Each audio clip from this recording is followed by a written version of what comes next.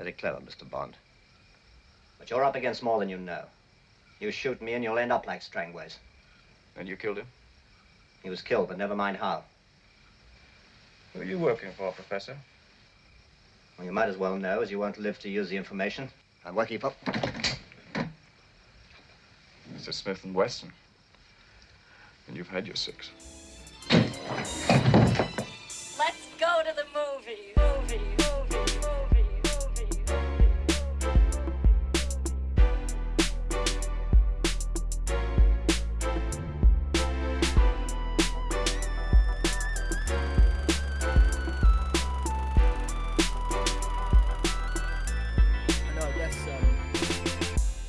Here we go. Just the simple opening scene of oh, we started. Yeah, man. That's how we do. Okay, No fucking pomp or ceremony around here. Let's just fucking go. just get into it. Let's fucking go. Okay, so welcome everybody. This is Watch This. I am Jordan, and I'm here with my good friend Harry again as usual. And today we are going to be talking about Dr. No, the first James Bond movie. So I guess before we really get started and get into the movie, I want to ask you a quick question of well, actually, no. I guess I'll talk about what sort of got us to do this in the first place, because I think the initial sort of talk about the podcast was me saying like, hey, have you ever seen the James Bond movies? Because I never have, and I want to, but it would be kind of cool to document it with somebody that has seen them, is someone who has literally never seen them. So I was just going to ask you, what's your history with James Bond, man? I think the first one I ever saw was The World Is Not Enough with Pierce Brosnan. And it was with my dad and like other family members in the room, and they fast forwarded through the sex scenes with like the doctor at the beginning, and so that's like half the movie then, right? Yeah. So my initial impression of it was like, well, what were those scenes they skipped forward through? So that was really it. But so naturally, you were intrigued and wanted to watch it again. Yeah, I was like, "What? She was just about to show her boobies, and you guys have skipped forward and cock blocking like, parents." yeah, I'm like fucking what, like 10? Of course, I want to see the boobies. Why would you skip forward past that? Yeah, outrageous. But I turned out all right. Yeah. Okay, arguable, but yeah, jury's out. I guess so. Yeah, I guess as good as you could have turned out, I suppose. Yeah, right. I'm exceedingly mediocre, exceedingly average. Yes, same. Let's face it, neither of us are neither of us are James Bond, or will ever be anywhere close to which him. Actually hurts. Sean Connery, because Sean Connery is smooth as fucking. Yeah, right. Fucking well said. Having just watched the movie, it's like just a reminder at 30 years old of everything I could have been, which is obviously massive fantasy, but it's like, imagine if I was born into a situation where I was like already high society and then became a spy and became really good at gambling and could stay up all day without worrying, and like my bones don't ever ache and I could fuck whenever. Maybe if I had seen these movies as a kid, I could have turned out that way, but nah, I was watching other shit, so I turned out the fucking mess that I am. Ever since then, though, I've like loved Bond. I would say Brosnan is my Bond, but that's because you love the ones you grew up with, right? You started with, I suppose, yeah, exactly. And I've just loved them ever since. I think they're really cool, like suave action movies, and obviously Craig took it to a different place quite famously with his taking over. Yeah. After Brosnan, and I really enjoyed that as well when it became more action movie-ish. But I will say I much prefer the classic template of like gadgets and cars and suits and all that sort of stuff. It's the gadgets and stuff that always kind of turned me off of the franchise. I always just thought like, I grew up with like Indiana Jones and stuff like that. So when it came time for me to actually sit down and watch one of these movies, I was watching it with my dad, and I think it was a Pierce Brosnan movie. I forget which one it was, but I remember him being in a tank at one point during the opening. I didn't really get much. Probably Die Another Day. Okay, yeah. Well, I didn't really get much further than that. And I just always thought like, I'm an Indiana Jones guy, and this guy's just got a whip, a pistol in his brains, and he just handles business. And I was always really impressed by that. And it was just like, this James Bond dude running around in his suits, like I don't know, with all his gadgets that just. I get that that's part of like sort of the campy charm of the franchise and stuff, but I always thought like he's given these most like sort of random gadgets that are going to be used during the movie, but they're so like, how can I say this? They're just so like situational, and you know that situation's going to come up. So it just always seemed weird to me. In as an adult, I think I would get it a little bit more, but strangely, this movie didn't have any gadgets in it. Yeah, man, it's the first of its kind. It's the introduction of the template, so it kind of iterates on itself throughout, and even in the movie after this, From Russia with Love, you start to see more of that unfold throughout. But Okay. it's a very specific flavor of Bond. This one, it's the original. It's the bran flakes. It's the fucking oats of the franchise. Yeah. So, When I you mean, said about I've comparison learned- to Indiana Jones, which I thought was really interesting, because Indiana Jones like is a much more sort of rugged, rough and ready. Although yes, he is a Don at like, where is it, Harvard or I can't remember where he teaches, but he's a professor. yeah, I forget what the college is called. But He's yeah, a professor no, there, which is pretty high class, obviously. But aside from that, he is also an adventurer, an explorer, wearing like mucky shirts and tackling Yeah. through the jungle and stuff. I like the alternative version of that character as well, where it's like very clean cut and beautiful suits and women on his arm and everything. It's just a different approach to that action itch, a different character. Yeah, no, it is. It definitely is, and it's funny that I sort of had that comparison from a young age, because from learning more about sort of the behind the scenes of Indiana Jones and stuff, Spielberg wanted to do a James Bond movie, and he was telling Lucas about that, and Lucas was like, "Hey, man, I got something better than James Bond for you. Here's sort of the prototype of Indiana Jones," and they rolled on with that, which I guess would be why, or part of the reason why they end up getting Sean Connery in it is his dad in the third movie and stuff like that. Like there are sort of all of these James Bond influences in Indiana Jones, and it's funny to me that I picked up on that, but also wasn't interested in James Bond at all, when like there are a fair amount of similarities in them, in like naturally through sort of osmosis of just being alive and being English. I know a lot about sort of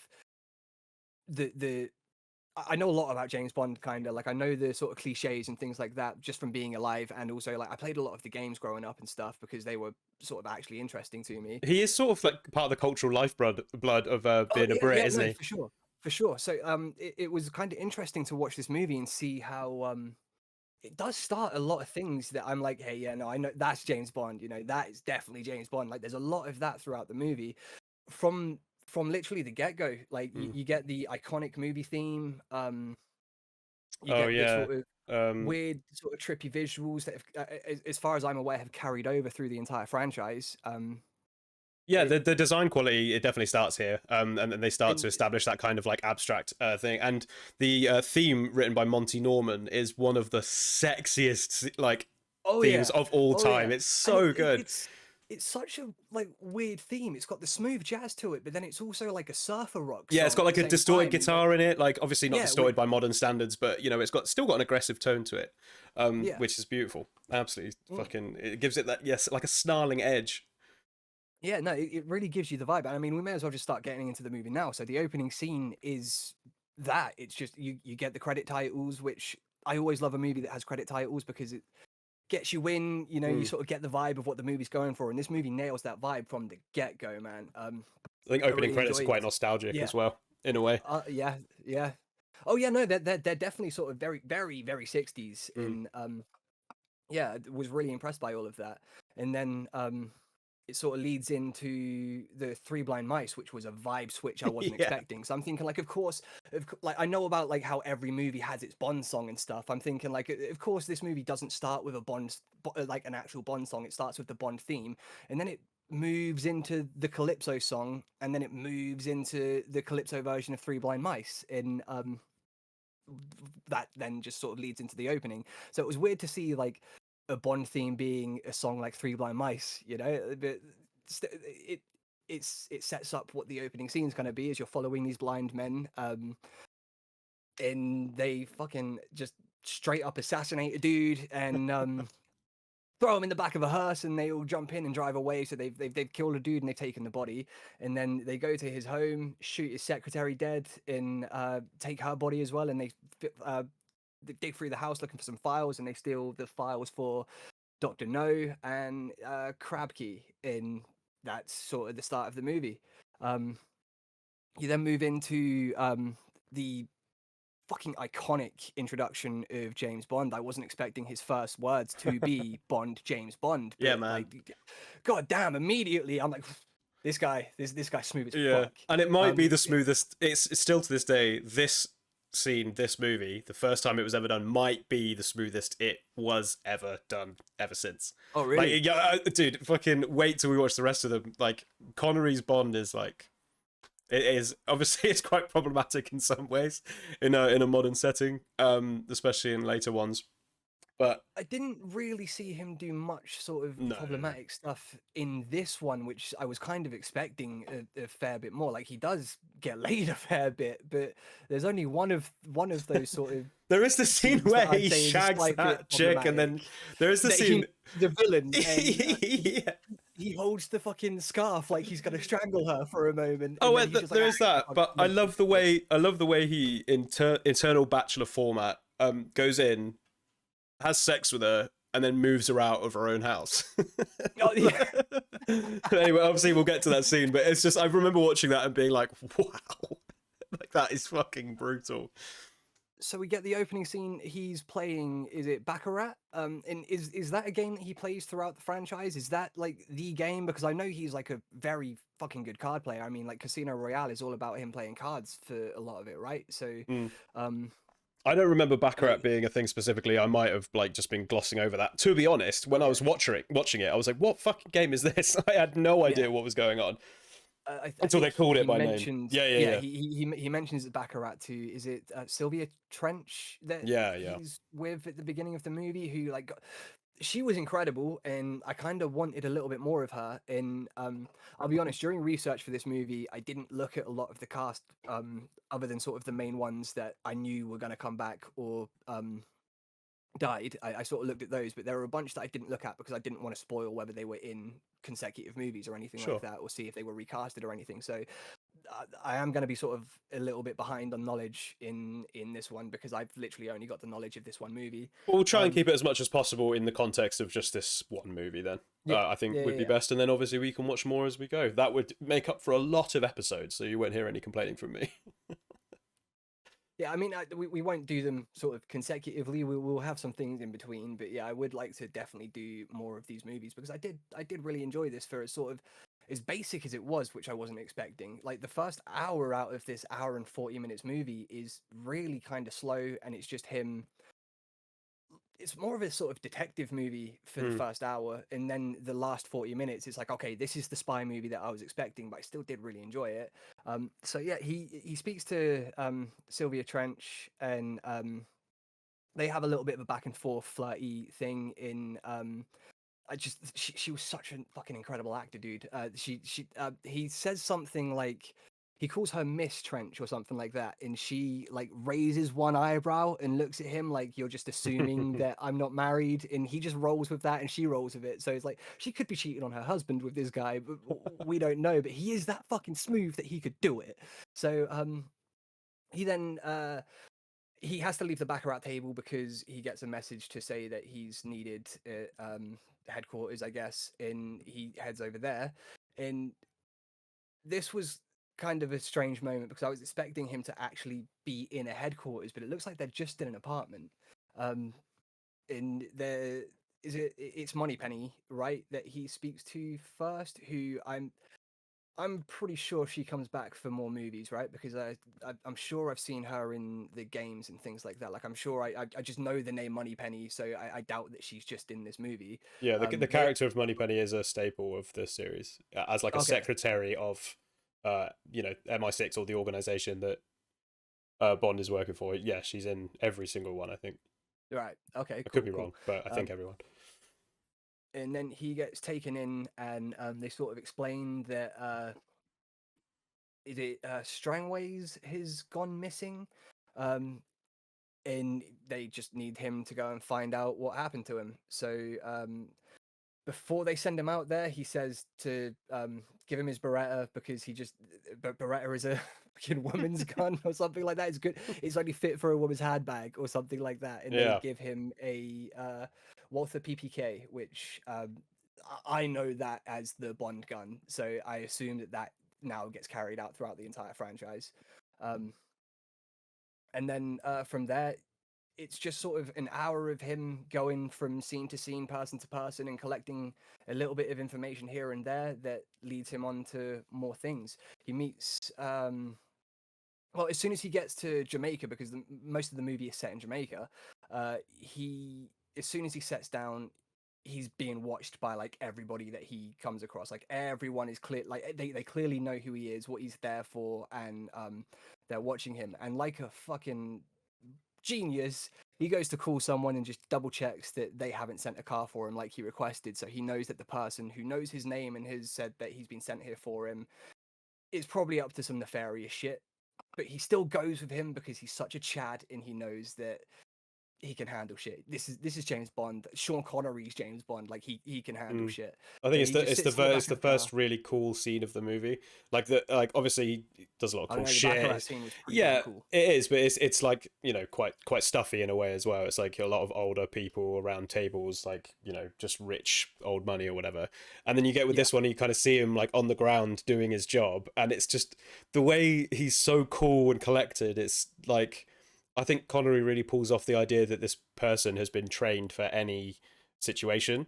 And it just like, it's really convincing. I don't know if the key to that is just to not act, if you know what I mean, like the old adage about like less is more. Like you just pull back and you kind of like, you know what's happening, act like you know what's happening, but don't overact it. And you're always in control and all that. And I think, his whole energy really pulled it off, I think. And you know, Well, he it sounds does stupid to have say now, but in the context of just watching this movie, you could easily see that it was pulled off right from the get-go. Yeah, I mean, he just has a chill nature about him. No matter what situation he's in, he doesn't really show any sort of fear or stress or anything like that. He just he always knows what to do. So like, while I was expecting him to get out of that phone booth and go a different place, like, you know, I was expecting him to leave and find his own way out because he knows that this guy's up to some nefarious shit. But he gets in the back of the car with him and he's like, yeah, fuck it, you take me wherever it is you're gonna take me because I'm gonna fuck you up when we get there. Or something. Like, it's just such a fucking badass. Yeah, it always feels And, under control. Even when he's like looking over and saying, how did he know to take the next right, by the way? Was he like familiar with this particular road in Jamaica? I don't know. I don't think so. I think it was just a case of he saw that the car wasn't close behind, so couldn't see where they went. So he's like, quickly take this next right and they'll keep on going. And then it's just me and you and I get to I get that, find but out how, what the like, fuck your business is. I'm pretty sure he couldn't have seen that there was a right turning from where they were when he said it. In fact, wasn't he looking at the car behind them when he said, take the next right? He might have been. I don't know. It might, but, I mean, I reckon James Bond in his Bond, dude, downtime, he knows everything. he's spent a lot of time in Jamaica, and you know that's Yeah, all we'll maybe, say about it. We will cast no aspersions about this servant Or of he our was Majesty. looking at maps while he was on the plane, because he's given a briefing in a self-destruct envelope, which I wish we could have seen. But we don't get that. But maybe he was looking at maps and things like that. Maybe he just does sort of know the area. Maybe he does have some experience there. But yeah, he does. He sends him to. He sends him What a down this fucking road, move and to study a map and know it off by heart by the time you land. right? Yeah, but Holy shit. I can believe that the character could do that. Yeah, But absolutely. they take that right turn, end up behind a bush. They see that the car drives past, and it's just him alone with the driver, who he knows is up to some nefarious shit. So he puts his gun to his back and he's, you know, starts asking him questions. They have a quick fight, which is The most 60s very violence of all old time. school. Yeah, like, it's pure like over the top judo throws, and that's It's pretty a lot much of it. this. Ah! Yeah, like very telegraphed swings and Yeah. slow grabs and throws and things like that. But like it's definitely entertaining. It's fun, isn't it? Yeah, no, it is a lot of fun. And then the guy reaches in his pocket and he's like, no, and he says, hey, I just want a cigarette. So he gives him a cigarette, but he bites the cigarette and it's laced with cyanide because, you know, cigarettes kill people. So yeah, he dies and he basically has no information. So he's sort of at square one. So he goes to meet. I mean, this movie is going to be difficult to talk about because the first hour of it is just so he goes from person to person and gets a little bit of information. So he's slowly finding out about Dr. No and Crab Key. There's that he finds out that Strangways was sort of into collecting rocks and stuff, and he found some pretty cool rocks that he took to a geologist specialist. And That's such a funny. Oh, look at this fucking awesome rock I found. right, they're minerals. They're minerals. dude. Right. But that's just a Breaking Bad joke. So he goes to see the geologist, and the geologist works for Dr. No because everybody in this place works for this man, and he is sort of the reason that he hasn't killed. So James Bond gets sort of tracks that guy down, goes to meet him, and is told that the rocks were just worthless. They were just normal rocks, so he threw them away. And James Bond leaves. He finds out that the guy was really into fishing, and he sees a picture of him with a guy called Quarrel, who he ends up going to meet. And they have a quick quarrel in the back room. Well done. Thank you. Appreciate it. So it's him versus two people, and again, he takes them out so quickly, and then he has a gun pointed at him. He has his gun taken, and this is an American who is being also sent in because I completely missed out that the whole reason, the whole thing that they were trying to sort of figure out is why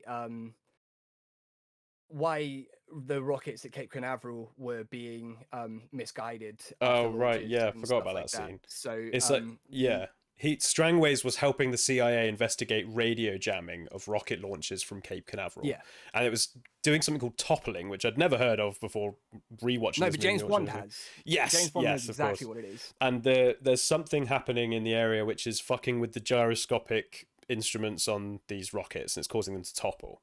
That's the whole thing. Like they're trying to stop this from happening because they think it might be enemy action. Which it most definitely is.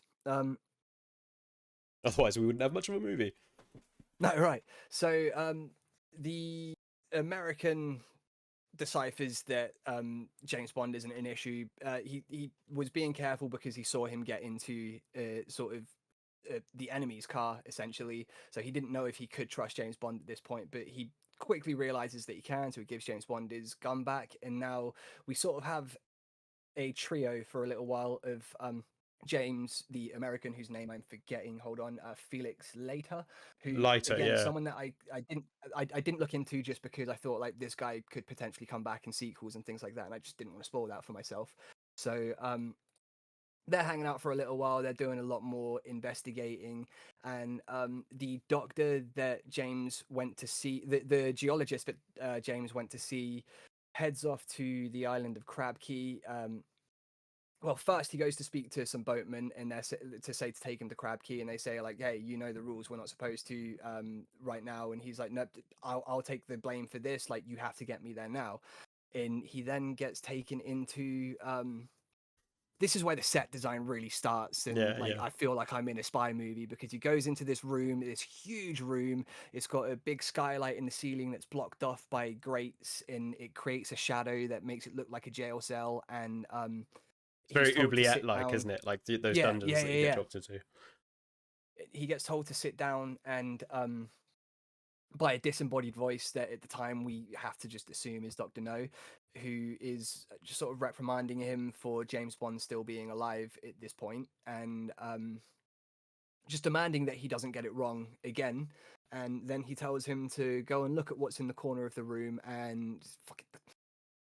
I hate spiders, so this scene was fucking horrible for me, and the consecutive scene was also fucking horrible for me. But there is a tarantula in a sort of cage thing, and he's told to take that and use that to get rid of Bond. Which is so convoluted. Like it's such a stupidly arch way to kill someone. Try and kill a dude. It's like, we'll put a tarantula in his room and hope it fucking bites him. Yeah, right, exactly. Him. And I looked it up. There's been like no recorded deaths from a tarantula bite, so like this would do nothing to him. It's just so funny because like obviously you're suspending disbelief for a lot of things in this movie, with James Bond being this ironclad hero that he is, but the villains are consistently so camp and over the top and just absurd in their objectives and the way they approach those objectives. I love it. I think it is such an important part of the movie because I don't know, like it's obviously not the fear and the stress of the situation that these villains are creating, like probably the story was intended back when it's released. But I watch it back now and it's just so endearing. It's like charming. Yeah, Yeah, no, the movie is oozing with charm, and it's not just James Bond's charm. It's just the entire film Yeah. is incredibly charming, and that's I guess just a product of the time. A lot of '60s movies are really kind of charming.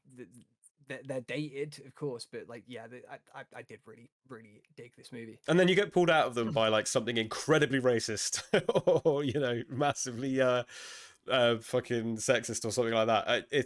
That's the funniest like dichotomy of that time. Is like they want to make everything nice and it's all fun and games. Don't make it look too violent because we don't want to hurt anyone. And then someone backhands a woman for like opening her mouth.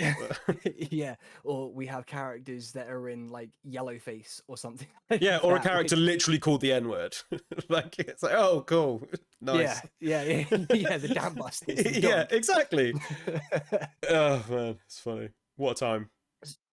So, the geologist takes the tarantula and puts that through James Bond's window while he's asleep, and we get a pretty long and drawn out scene of James Bond waking up to something crawling on him under the bed. And I hate to admit it, but I was kind of watching this scene through squinted eyes, just trying not to look at this fucking big ass tarantula. And the scene goes on for like 5 minutes too. It was kind of stressful.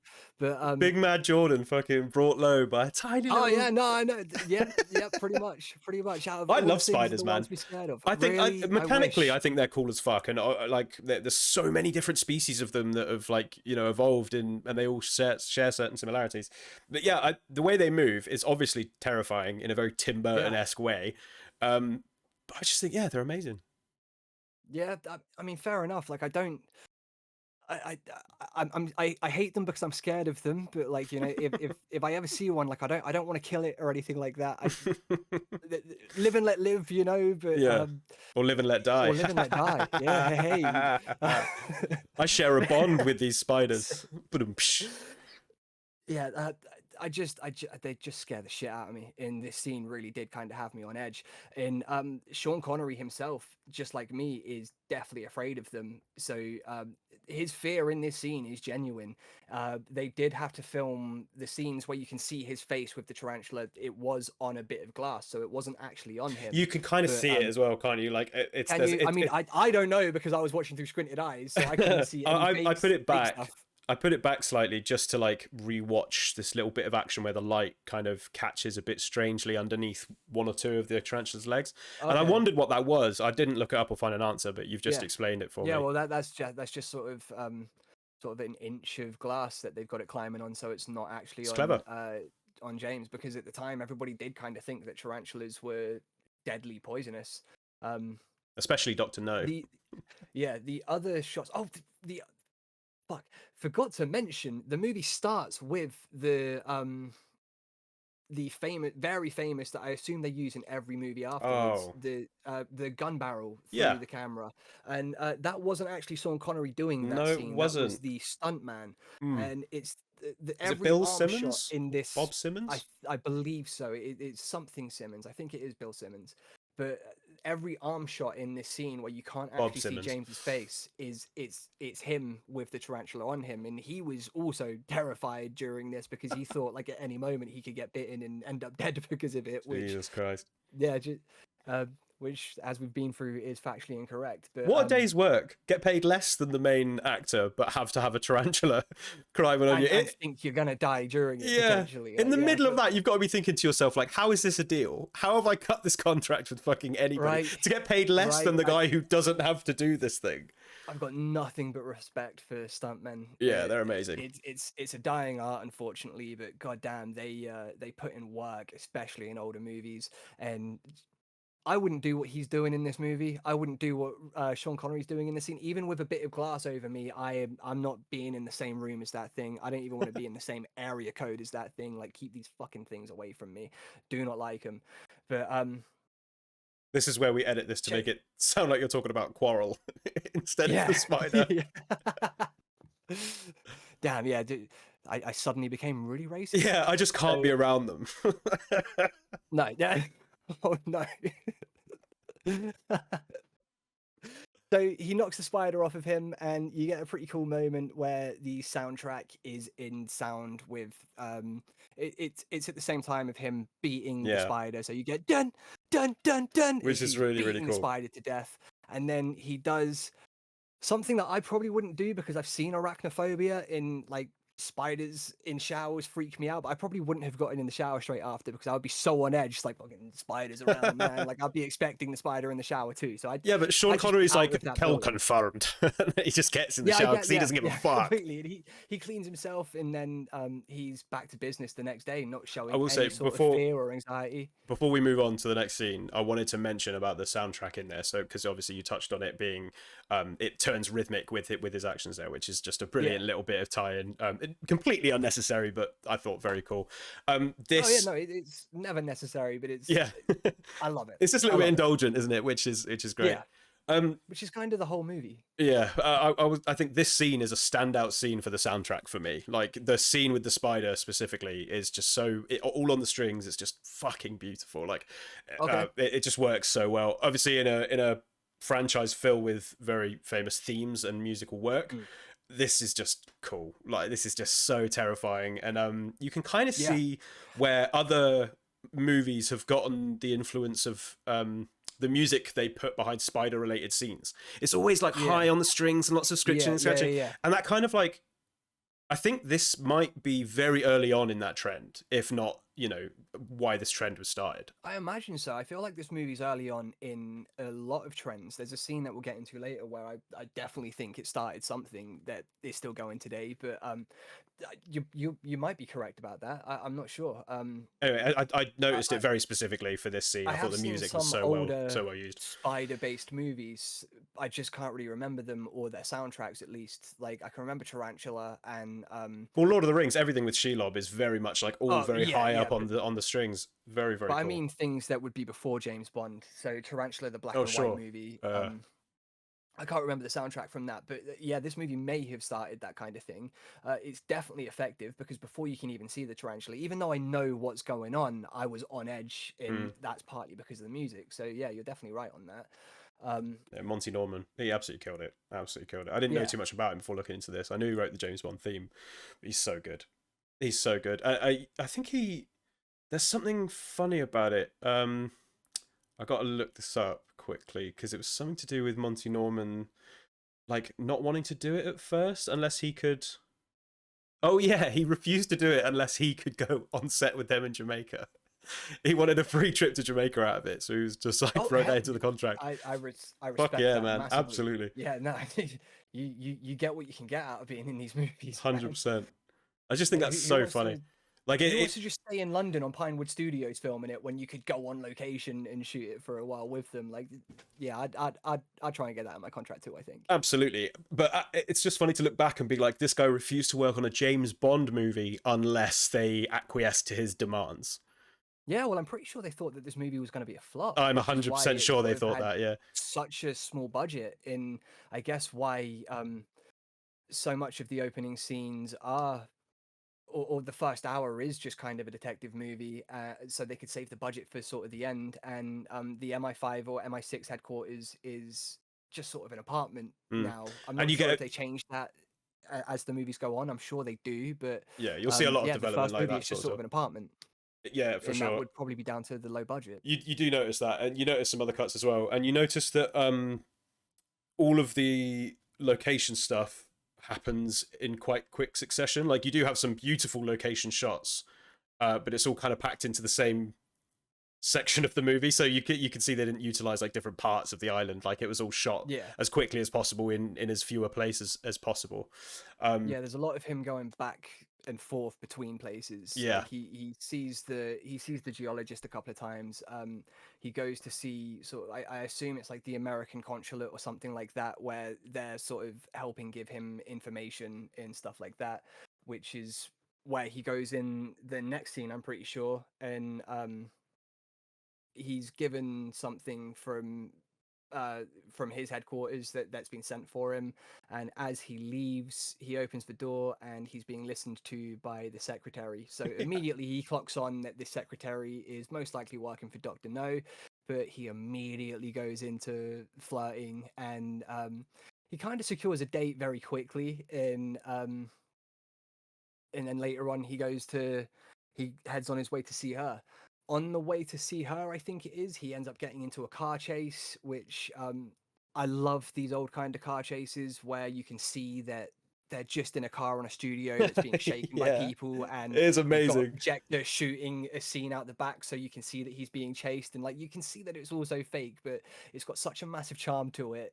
Well, cut in yeah, between sections of like on location stunt driving, which is so Yeah, funny yeah, because it yeah. actually makes the green screen more jarring. Like it does Yeah, nothing but take away from completely, those cuts. completely. And they do some pretty gnarly turns during this Yeah, driving. right. Like the stunt people that are driving these cars, like fair play to them, because Mm. they're doing some pretty gnarly driving on some gravelly road.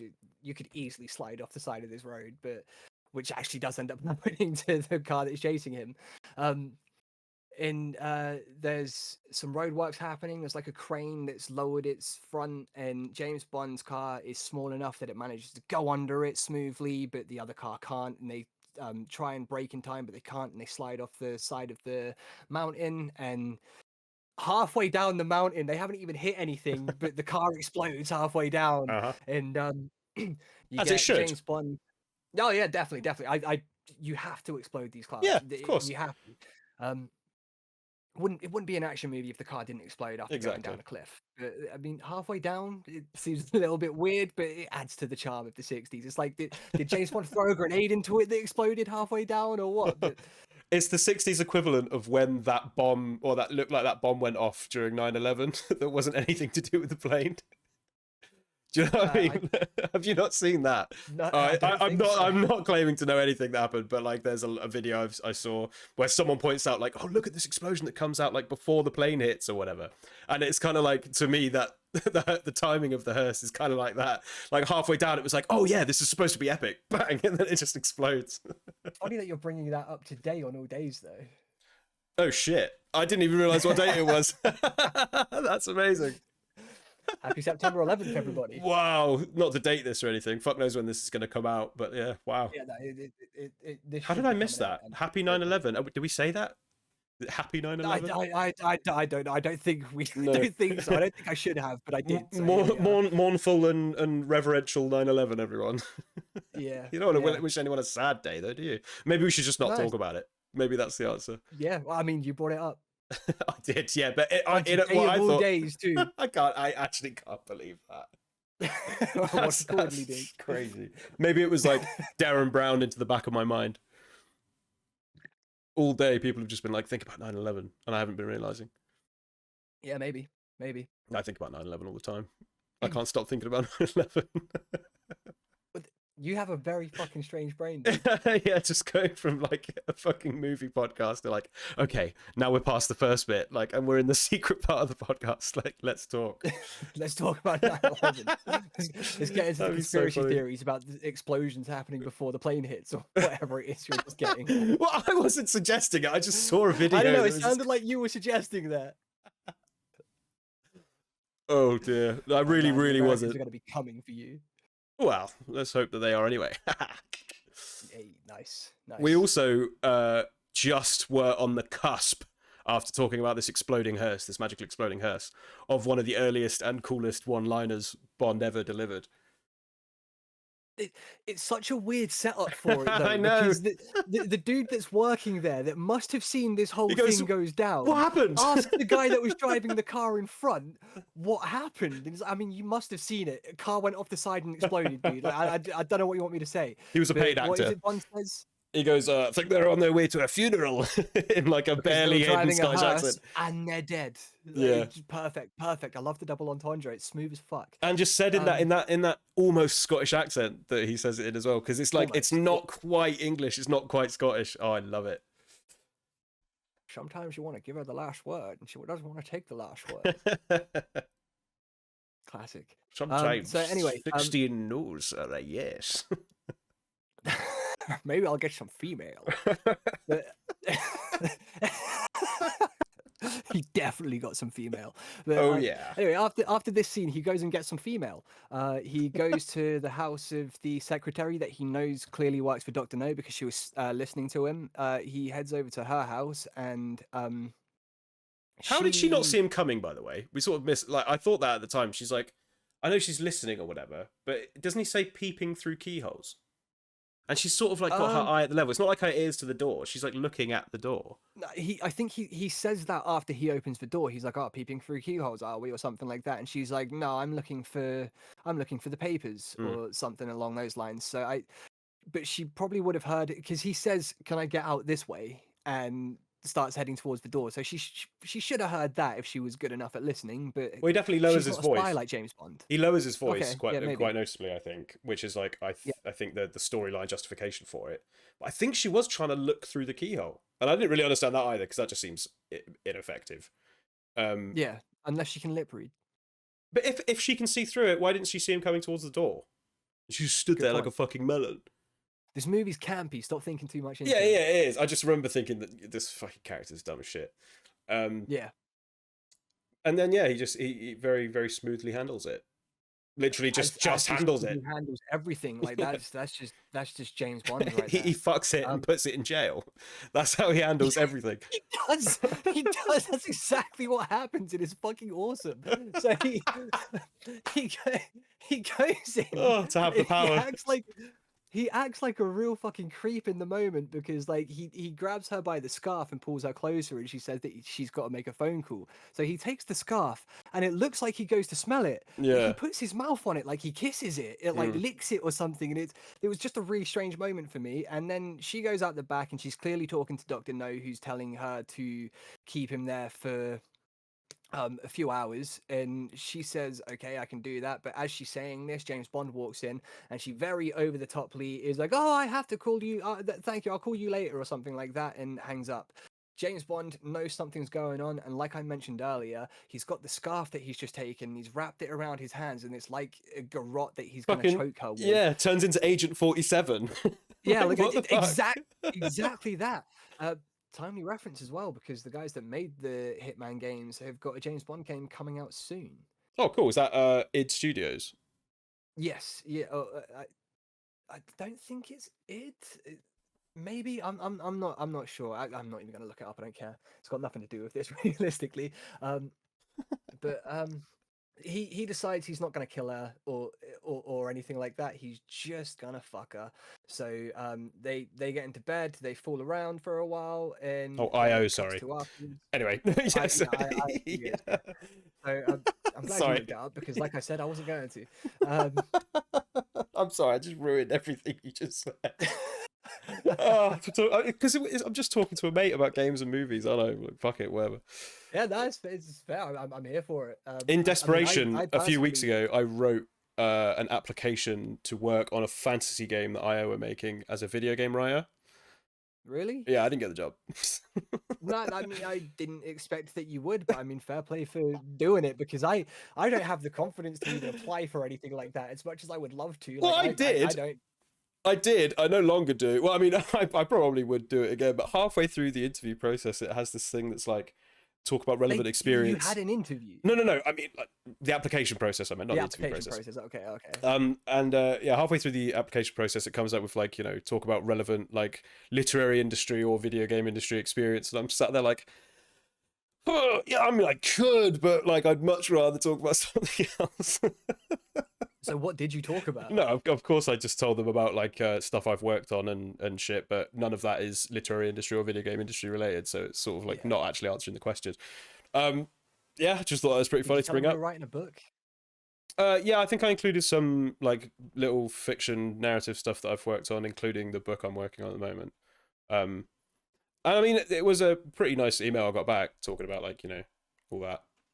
They appreciated the work and stuff, but they were going to go with someone with more video game experience. And I look back and I was like, I would also have to move to like fucking, I think it was like Edinburgh. Oh yeah, fuck that. Yeah. Not because Edinburgh's bad, but because it's just a long way.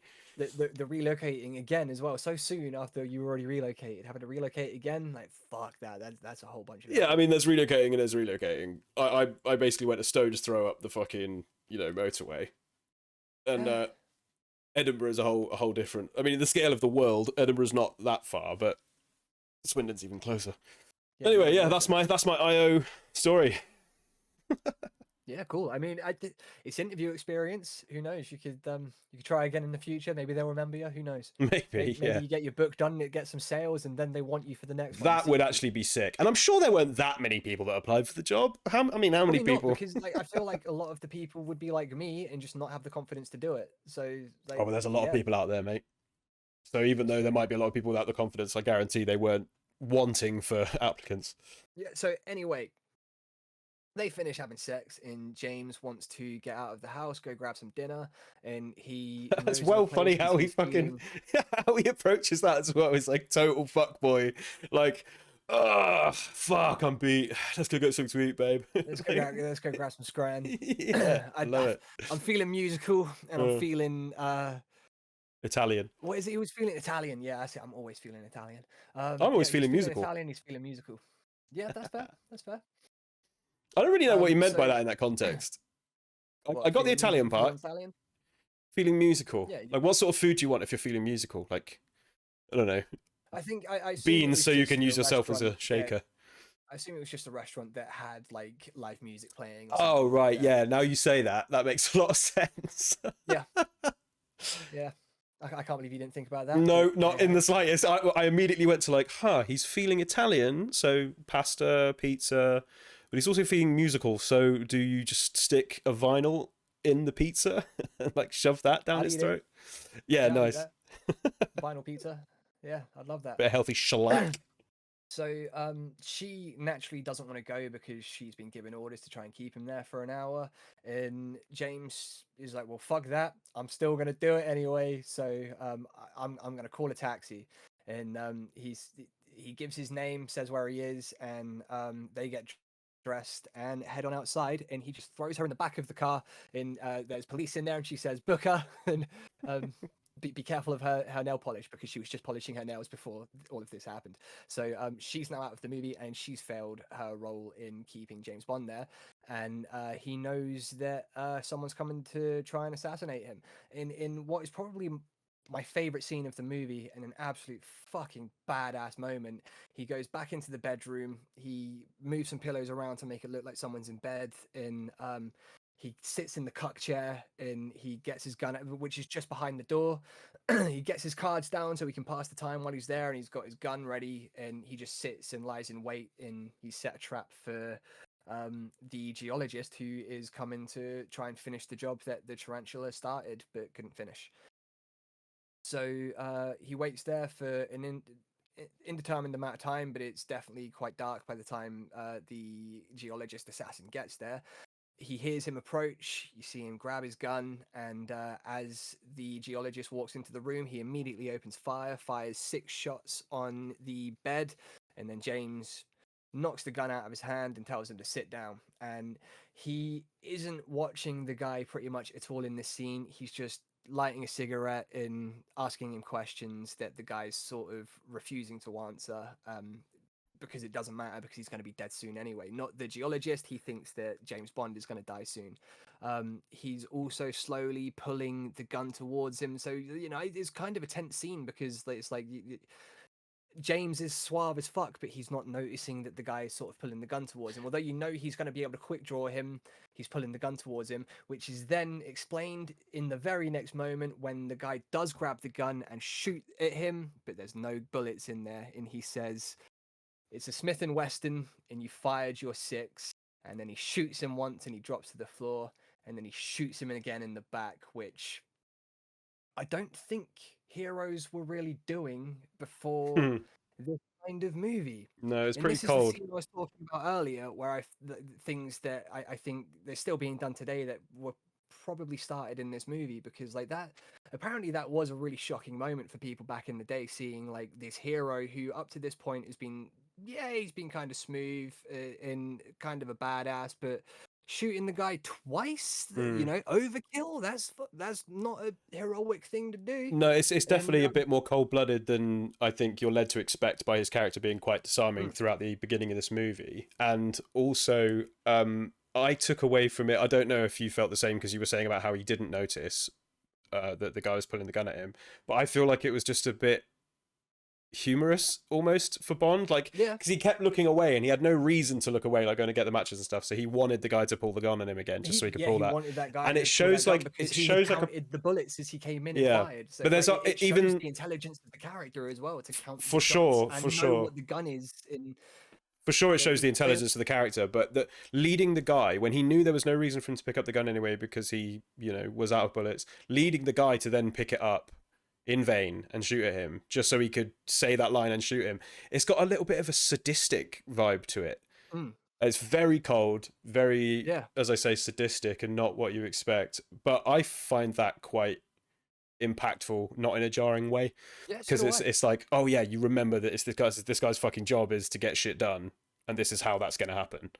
And yeah, he's not emotional about it at all. He's just cold-blooded and professional with it. And yeah, I did really it is probably my favorite scene of the movie. I did really like it. Badass as fuck, man. Yeah, it really Badass is. as fuck. It's a great line, and you've Yeah. had your six. So bang bang, so badass. Or it's not even quick. He shoots him once, the guy flops to the floor, and he's got his back showing, and James just cold-bloodedly shoots him a second time for like no fucking reason, but he does it. Mm. I The lack heard of VFX is in- quite charming as well, because it's like obviously they don't show a lot of blood. I recently watched Django Unchained, and whenever anyone gets shot in there's this rope of viscera that comes out like pure explosion of blood. yeah. But in this, it's just you see like a little. They do something. It's like you see something ruffle on their shirt or something. I'm not sure how they did it. But there's no blood. There's no explosion of anything. But it looks like they got shot in a very old-fashioned way. And then the body will just jolt, and that's kind of it. Yeah, I did really enjoy this moment. And then with that, James Bond gets up, leaves, and he heads off to find Quarrel and Felix Leiter. Did you say? Yeah, I Leiter? think it's lighter. Yeah.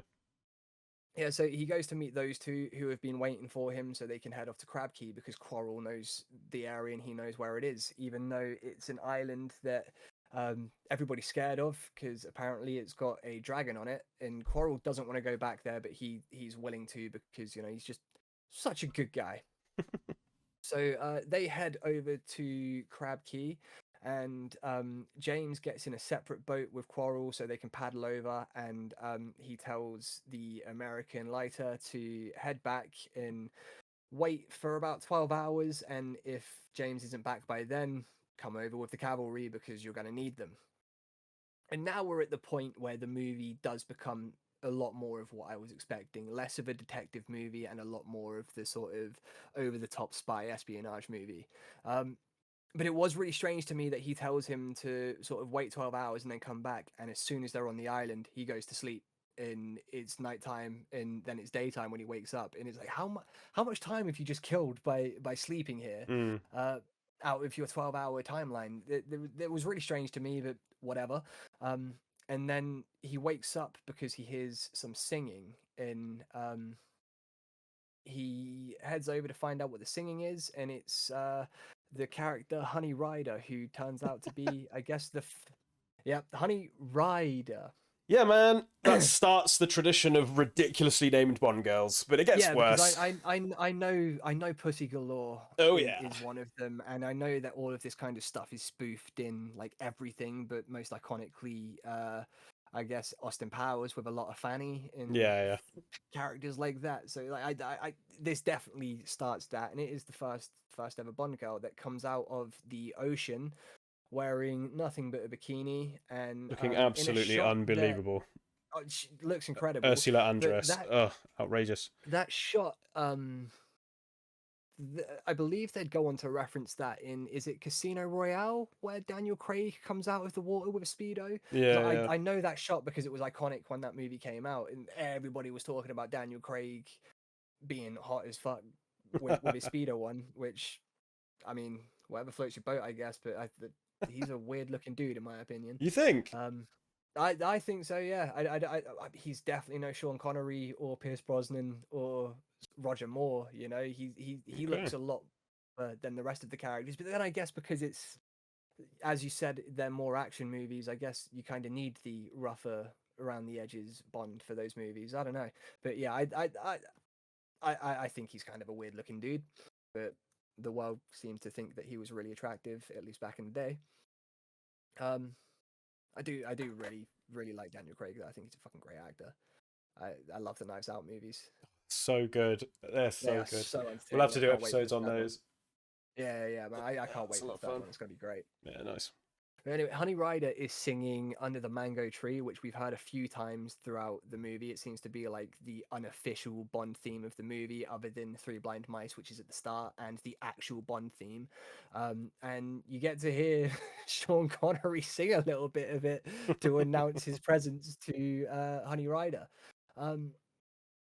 Honey Rider is really not much of a character. She's in the movie for the rest of the movie, but are you laughing because of the honesty? Because she does fuck all. No. I for don't think the I don't movie. think you're wrong at all. I think it's just She's just emblematic of there. like one of the problematic The things time about and- this character's kind of like execution at this time is it minimizes Yeah. female characters to eye candy, and that happens for the rest of the movie. Like obviously they do expand on her character a little bit. You find out a little bit about her and her past. Oh yeah, you do in a backstory that I found kind of shocking, even though they don't Yeah. actually explicitly state what happens. We all know what happened to her. She was fucking sexually assaulted by a complete stranger, apparently, or something like that. And then, It's a bit brutal, but then to have that character be given that screen time, then like purely done to have that shot of her in the bikini coming out, essentially. and then just used as an ornament, and in the most intense moments of the movie, just sidelined totally at that's the- random. That's the perfect explanation for it. She's just an ornament for Yeah. James Bond for the last 40 minutes of the movie. Which is the least charming thing about this movie, I think. She does a good job with what she's given, but she really isn't given much beyond No. the scene of her backstory. And then she says that she killed the man with Black Widow, which is another part that really made me fucking uncomfortable because, just fuck that. That's Was it horrific. with people in the 60s executing other people with spiders? With spiders. Yeah. That's twice in this movie. Yeah. It's strange, very fucking strange. And James has like a moment where he looks kind of like eesh, like it seems like he's developed a bit of a phobia from the night before hearing this conversation. But they end up moving on, and they find it's night again at this point, right? Where they find the dragon. Yeah, they've been hinting about dragon. there's a lot of like sort of folklore around this island that's off limits to tourists and stuff, as we've said, Crab Key, and part of that is a rumor of a dragon that stalks the coast. And I found the sort of pacing in this part of the movie really odd. Like it does feel a bit weird how they just go from bit to bit and stuff's just happening. Like it doesn't feel like a lot of connection. James said, come back in 12 hours with Yeah. with the cavalry, and they're there At night, night and then the entire and day then passes. it's daytime, and then Yeah. it's nighttime again when they come across the dragon, which I loved that dragon, but like it just looked like It's great, is it? just looked like something out of Robot Wars, like a giant robot from Robot Wars, or like one of the cars from Death Race 2000, which was quite entertaining for me. But it's just a massive tank that goes along the swamp and shoots fire. If that And, even, it's just fucking like 6 barrels strapped together with a flamethrower and the machine gun on it. Yeah, And the flamethrower is fucking lackluster. Yeah, exactly. But the fucking Well, I mean, it does kill Quarrel. in immediately as well. It's like it's napalm made of moment he's actual on death. fire, just Yeah, I think the fucking petrol or whatever they're using in the canister of that must have just been laced with fucking actual liquid death or whatever it is, because he just goes, just collapses. He flops immediately, and in a moment that I kind of didn't like, they just get out of the tank and are like, yeah, well, you two are under arrest. We killed that guy, but you two, you're coming with us. And it was a really weird moment that, like, why wouldn't you just kill all of them? It was a bit, and I thought Quarrel's character was a bit strange throughout in general. We haven't really touched on it too much, but it's this weirdly uncomfortable, like, black guy being directed on how to act Jamaican by a white guy coming through. Like, it didn't feel very natural. A lot of the stuff he said, it's like, did he want to say that, or was he made to say that? And fucking, yeah, when he goes down like that, when he just erupts into flame, I couldn't help but think of when the puppet gets set on fire in Team America, and he goes, whoa! He's just, whoa! Just as he goes up. That's all I could think. But yeah, and then they just, you know, they've burnt the one guy, and then they stop using the flamethrower, and they arrest the other two. It's just, yeah, very strange. And it adds to the strangeness of the Rider- pacing in all of this part of the movie, I think. I do really enjoy the movie. Absolutely love James Bond movies. This one's great. But yeah, pacing is a bit off for me here. It goes from very slow detective movie to really weird collection of odd events happening in a row. Yeah, but I definitely enjoyed this sort of last act than the first two because of how sort of slow and just standard detective movie it was. Which I guess I just wasn't expecting for a James Bond movie. I was expecting, he started the movie, maybe he's on a different case, and by the end of that, he gets given another case, and then is given a bunch of gadgets. And then, I mean, that is what happens in a lot of James Bond movies.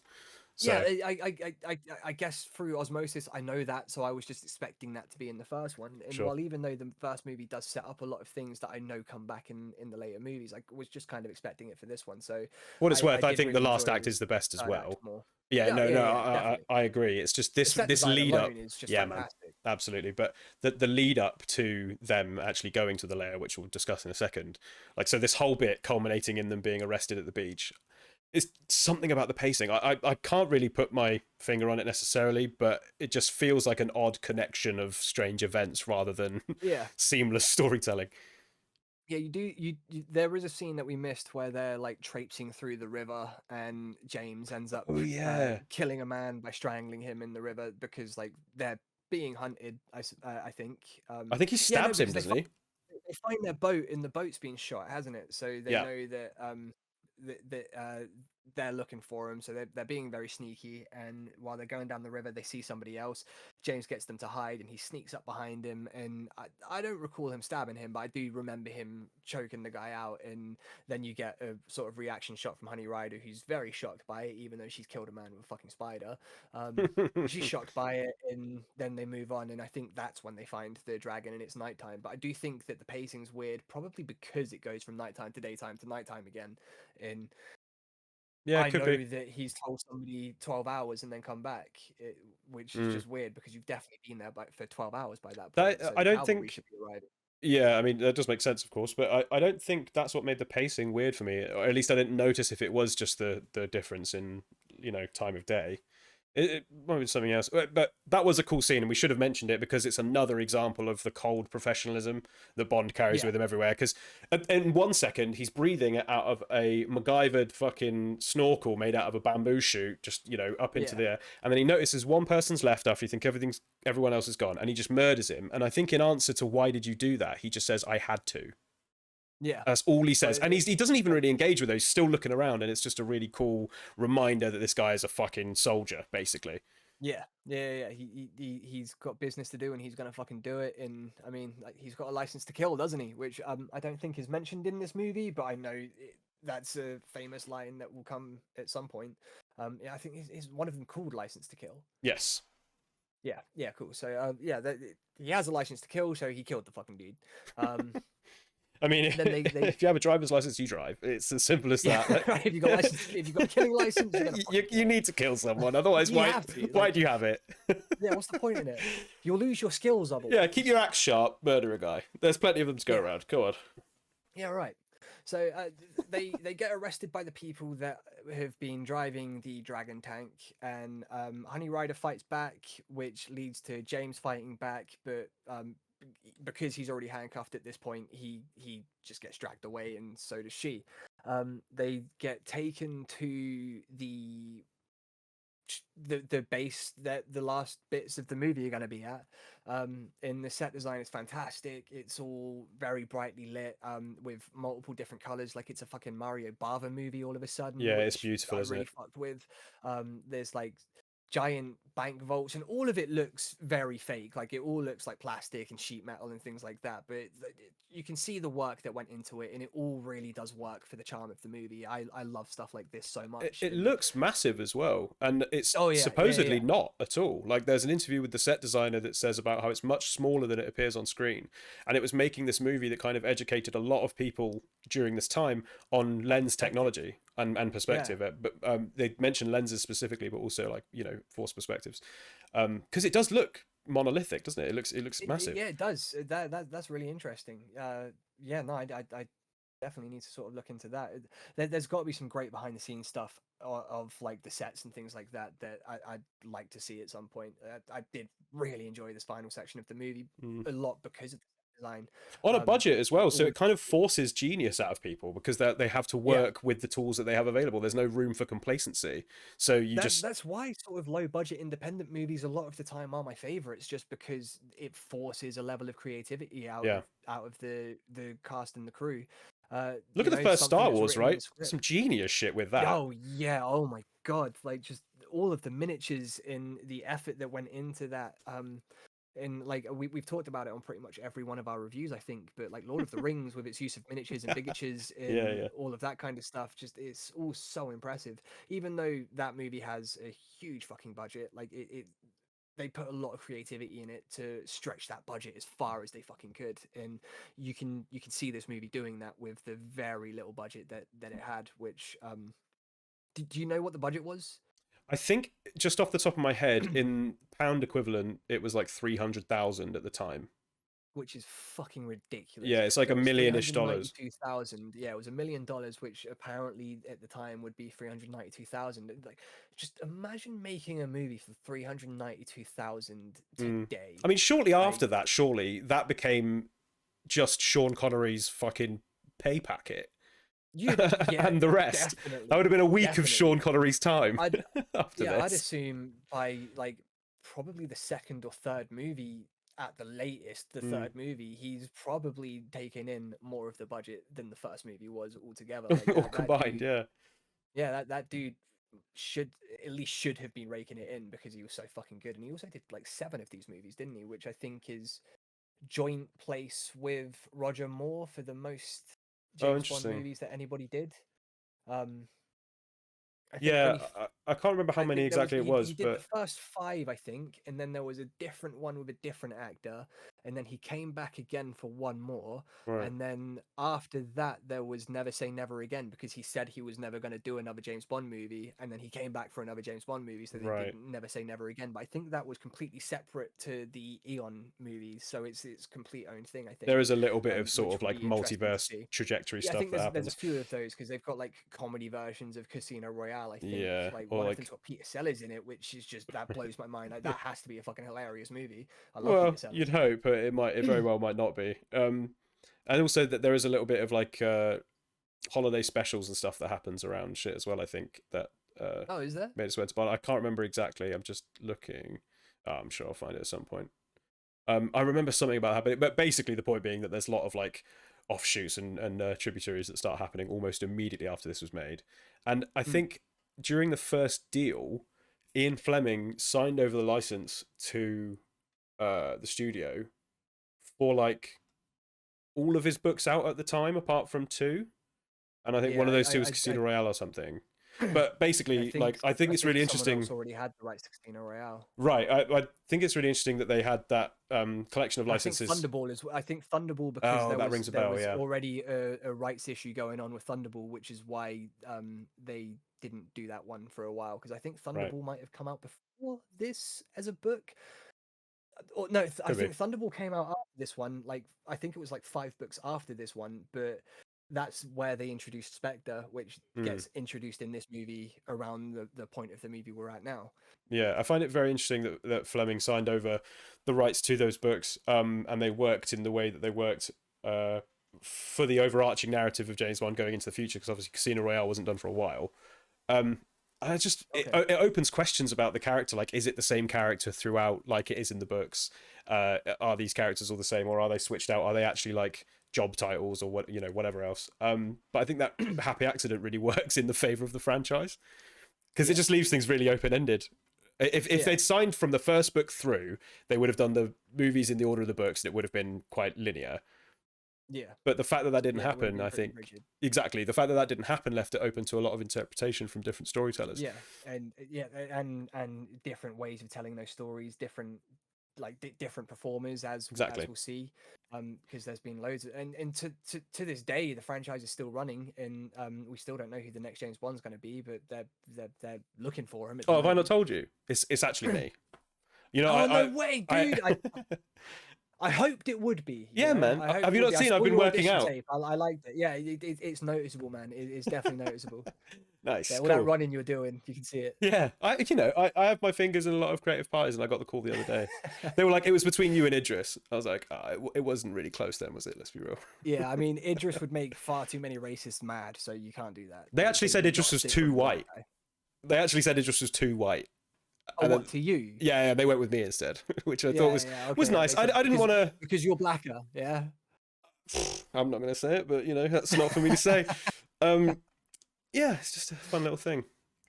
He's lost his edge. They wanted someone real. Got Idris, yeah, what, since getting killed off on the wire, he just lost all his edge. Yeah, that was it really. Everyone saw the yellow belly after that, and they thought, we need a Yeah. real man. Who do we need? Oh, we need that guy from that fucking movie Harry. podcast. Yeah. Which is, so it's a good thing that you didn't get that writing job with Io. Because Yeah, I would have been now- busy. Now it freed go. you up for the next James Bond. Yeah, there we franchise. go. Good- When good one job. door I'm really closes, proud of you, man. another opens. There we go. True. It's very true. I'm very proud of you. Good job. I Good job. appreciate it, dude. I do. Fucking, where are we in this movie now? Help me out here. So I've lost myself. so they get taken into the base with Dr. No, and basically it's treated like a hotel.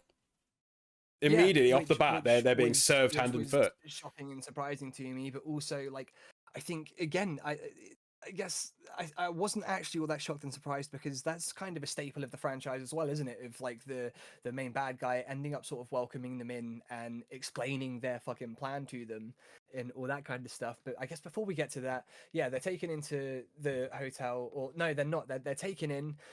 They're scrubbed of radiation. Oh, yeah. because the island is full of radiation, and I don't know if this is how it works. If you can just wash radiation off of yourself and Just a bit of fairy be liquid. fine, but- Yeah, you're all good. yeah, right. But yeah, they have a few minutes of that in. I feel like it was mostly just so you could see Honey Rider almost naked again. I think for a so.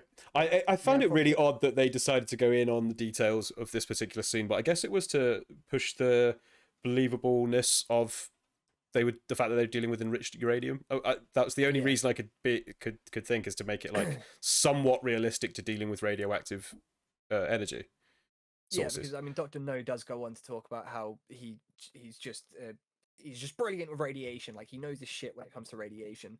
But I guess before we get to that, after they get scrubbed of their radiation, they get taken to big, beautiful as fucking hotel rooms.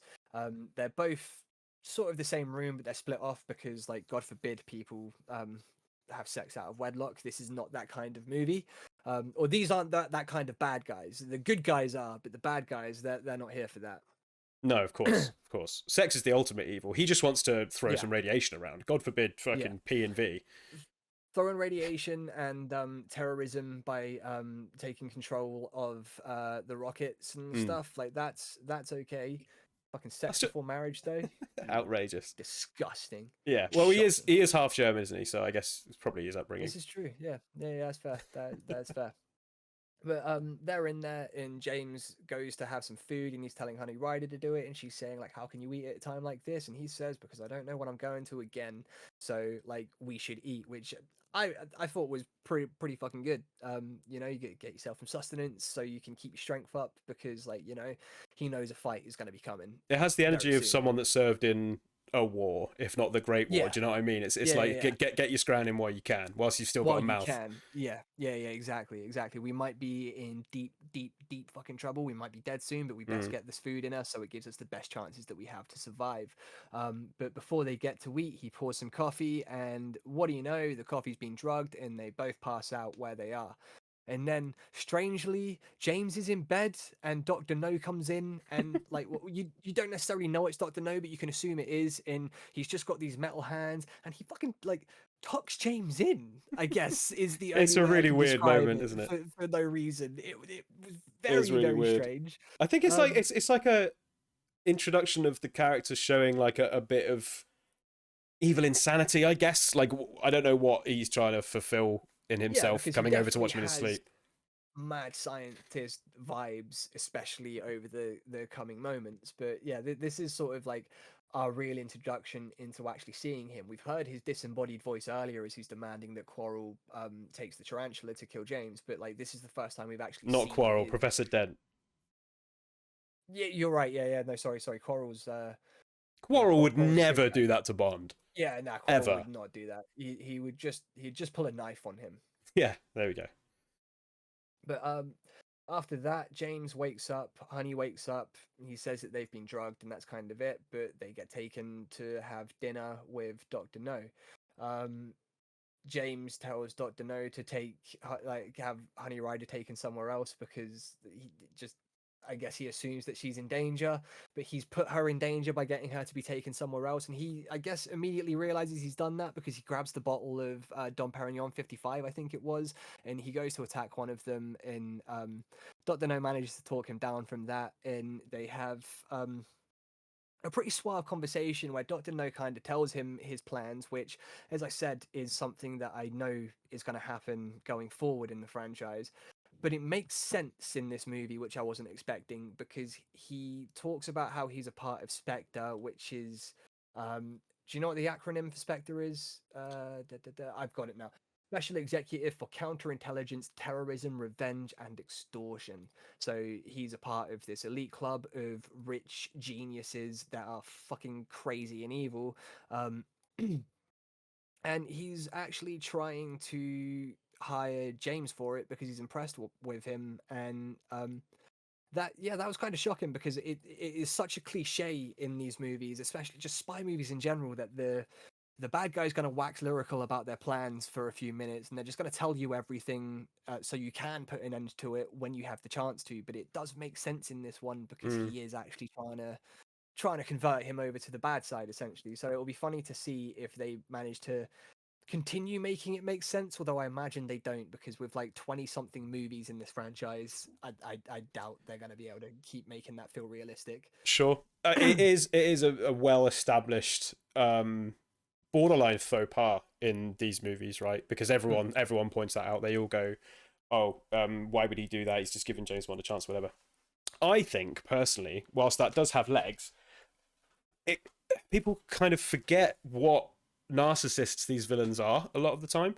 And although in this he does discuss how he wanted to talk James Bond into joining Spectre, I think a part of it also reads, to me at least, that there's like a look at what I've done element, like, oh, look at what I've achieved. And I think he mentions that. He goes like, you know, Bond, I think you're one of the only people that could appreciate what I'm trying to do. And I think that's a theme that carries on that people don't realize in this conversation about why the villain then monologues. I think it's more of a, finally, someone my standard who can appreciate what I'm trying to do. Like an actual valid opponent. Let's see if I can get him onto my side. Or even just look at my beautiful creation, you know? Like, not even get him on side, just like I built this sandcastle, mummy. Come and validate me. Yeah, you're right. I didn't really think about the narcissism aspect of the villains in these movies being like the evil borderline geniuses that I know a lot of these villains are. No, that does make a lot of sense. That does have legs. I think if Dr. No existed in today's day and age, really, his name would be Elon Musk. And he'd own an electric car company. And he'd be like, look at what I've done. But instead we have actual Elon Musk. My truck with windows you can't break. Oh yeah, watch me break it, Bond. What a fucking video. What timeline are we living in? That guy's a tool. Grimes did the right thing divorcing that guy. But yeah, I mean, Dr. No just reeks of fucking narcissistic genius billionaire. Yeah, no, he does. He's very psycho or sociopathic as well, because he's very, very like blunt-faced, but James Bond is not going for it, and he's just kind of trying to piss the guy off, which is successful. So Dr. No ends up having James Bond taken away and thrown into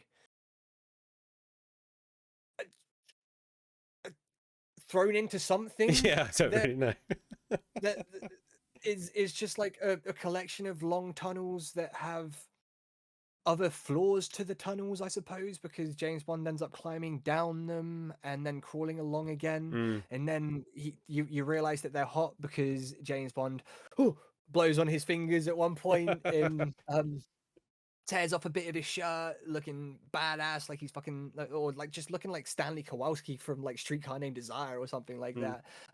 Wraps that around his hands, and he's crawling through this weird pipe system, and then water is shot at him, but he just grabs onto the bottom and it does nothing, and he continues crawling, and then he manages to get out and he's free. It was very really strange. weird. I just kind of rolled with it. It is whatever. This is the spy movie I was expecting from the get-go, so I kind of wasn't bothered by it in the I don't know what they were expecting to do with him. Like, surely the best thing to do with him would have been something at hand, right? Like, deal with him first and then take him wherever you need to take him. If it's a long way away, make sure he's in transport mode, for want of a better word, so you can pack him away in a bag or something and move him somewhere else. Don't be like, yes, let's walk with this trained assassin for half a kilometer underground.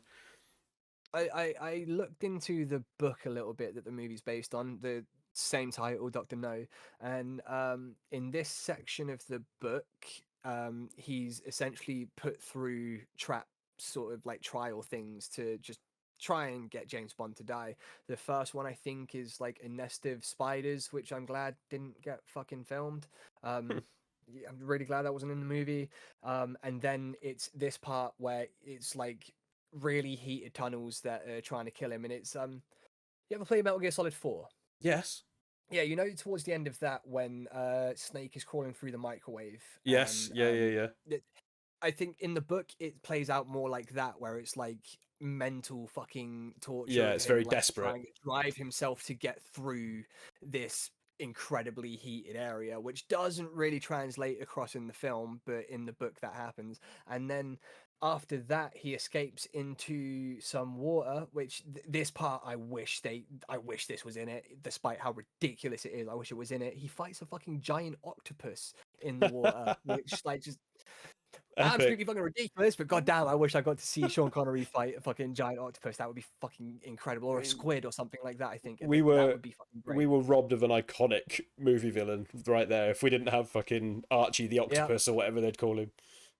Yeah, that would have been absolutely fantastic. I would have been here for that, but we don't get that. We just get part of it, which is him going through the heated tunnels that are supposed to be incredibly heated. But yeah, I did not get that vibes from it at all. It didn't seem like a trap that was built to kill him. It seemed like something that just was supposed to annoy him a little bit, because it seems like that kind of all it does. It just I think burns his hand slightly. We're hindered by the technology of the times here, right? Like, it doesn't look convincing, but shot differently, it probably would do. If you'd include some visual effects on his hands, formed differently. Maybe, it could have, because like Connery does not sell almost dying to heat exhaustion or something like that. Like, just that doesn't come across to me. But he ends up escaping that, and now he's kind of free and he's on his own in this facility. He finds someone that's dressed in a radiation suit. He grabs that guy and chokes him out in like 5 seconds, and you only see the silhouette of it behind the glass, but it does literally only take 5 seconds. You can see very efficient. Just grabbing the neck. Yeah, the guy must have just breathed out as he was doing it. Like... yeah, or he breathed out like a few seconds ago and still hadn't taken a breath yet. Like, he likes to live dangerously. Or he just spent some time with Honey Rider and was fucking exhausted anyway. Out of breath. Yeah, exactly. I mean, at this point, we don't know what's happening to Honey Rider, so potentially, like, this movie's not above her being sexually assaulted, because that's what she mentions earlier. So we don't know, though. It could be that they found love, her and this mysterious hazmat suit man. We don't know.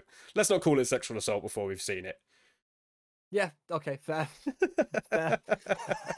So, yeah, James knocks him out and takes his hazmat suit, and he ends up, he finds the sort of main lab facility with Dr. No in it, and all of his sort of scientist-y henchmen people who, they're, I think he says, approximately 2 minutes away from the rocket launch at Cape Canaveral. So it seems really strange that the cavalry hasn't arrived at this point with the rest of the Americans to put a stop to this, because at this point it's definitely been about 24 fucking hours. But hey ho, Americans, they can't tell the time, I guess. Maybe he only figured out what he meant by cavalry, like, just before they arrived. He's like, oh shit.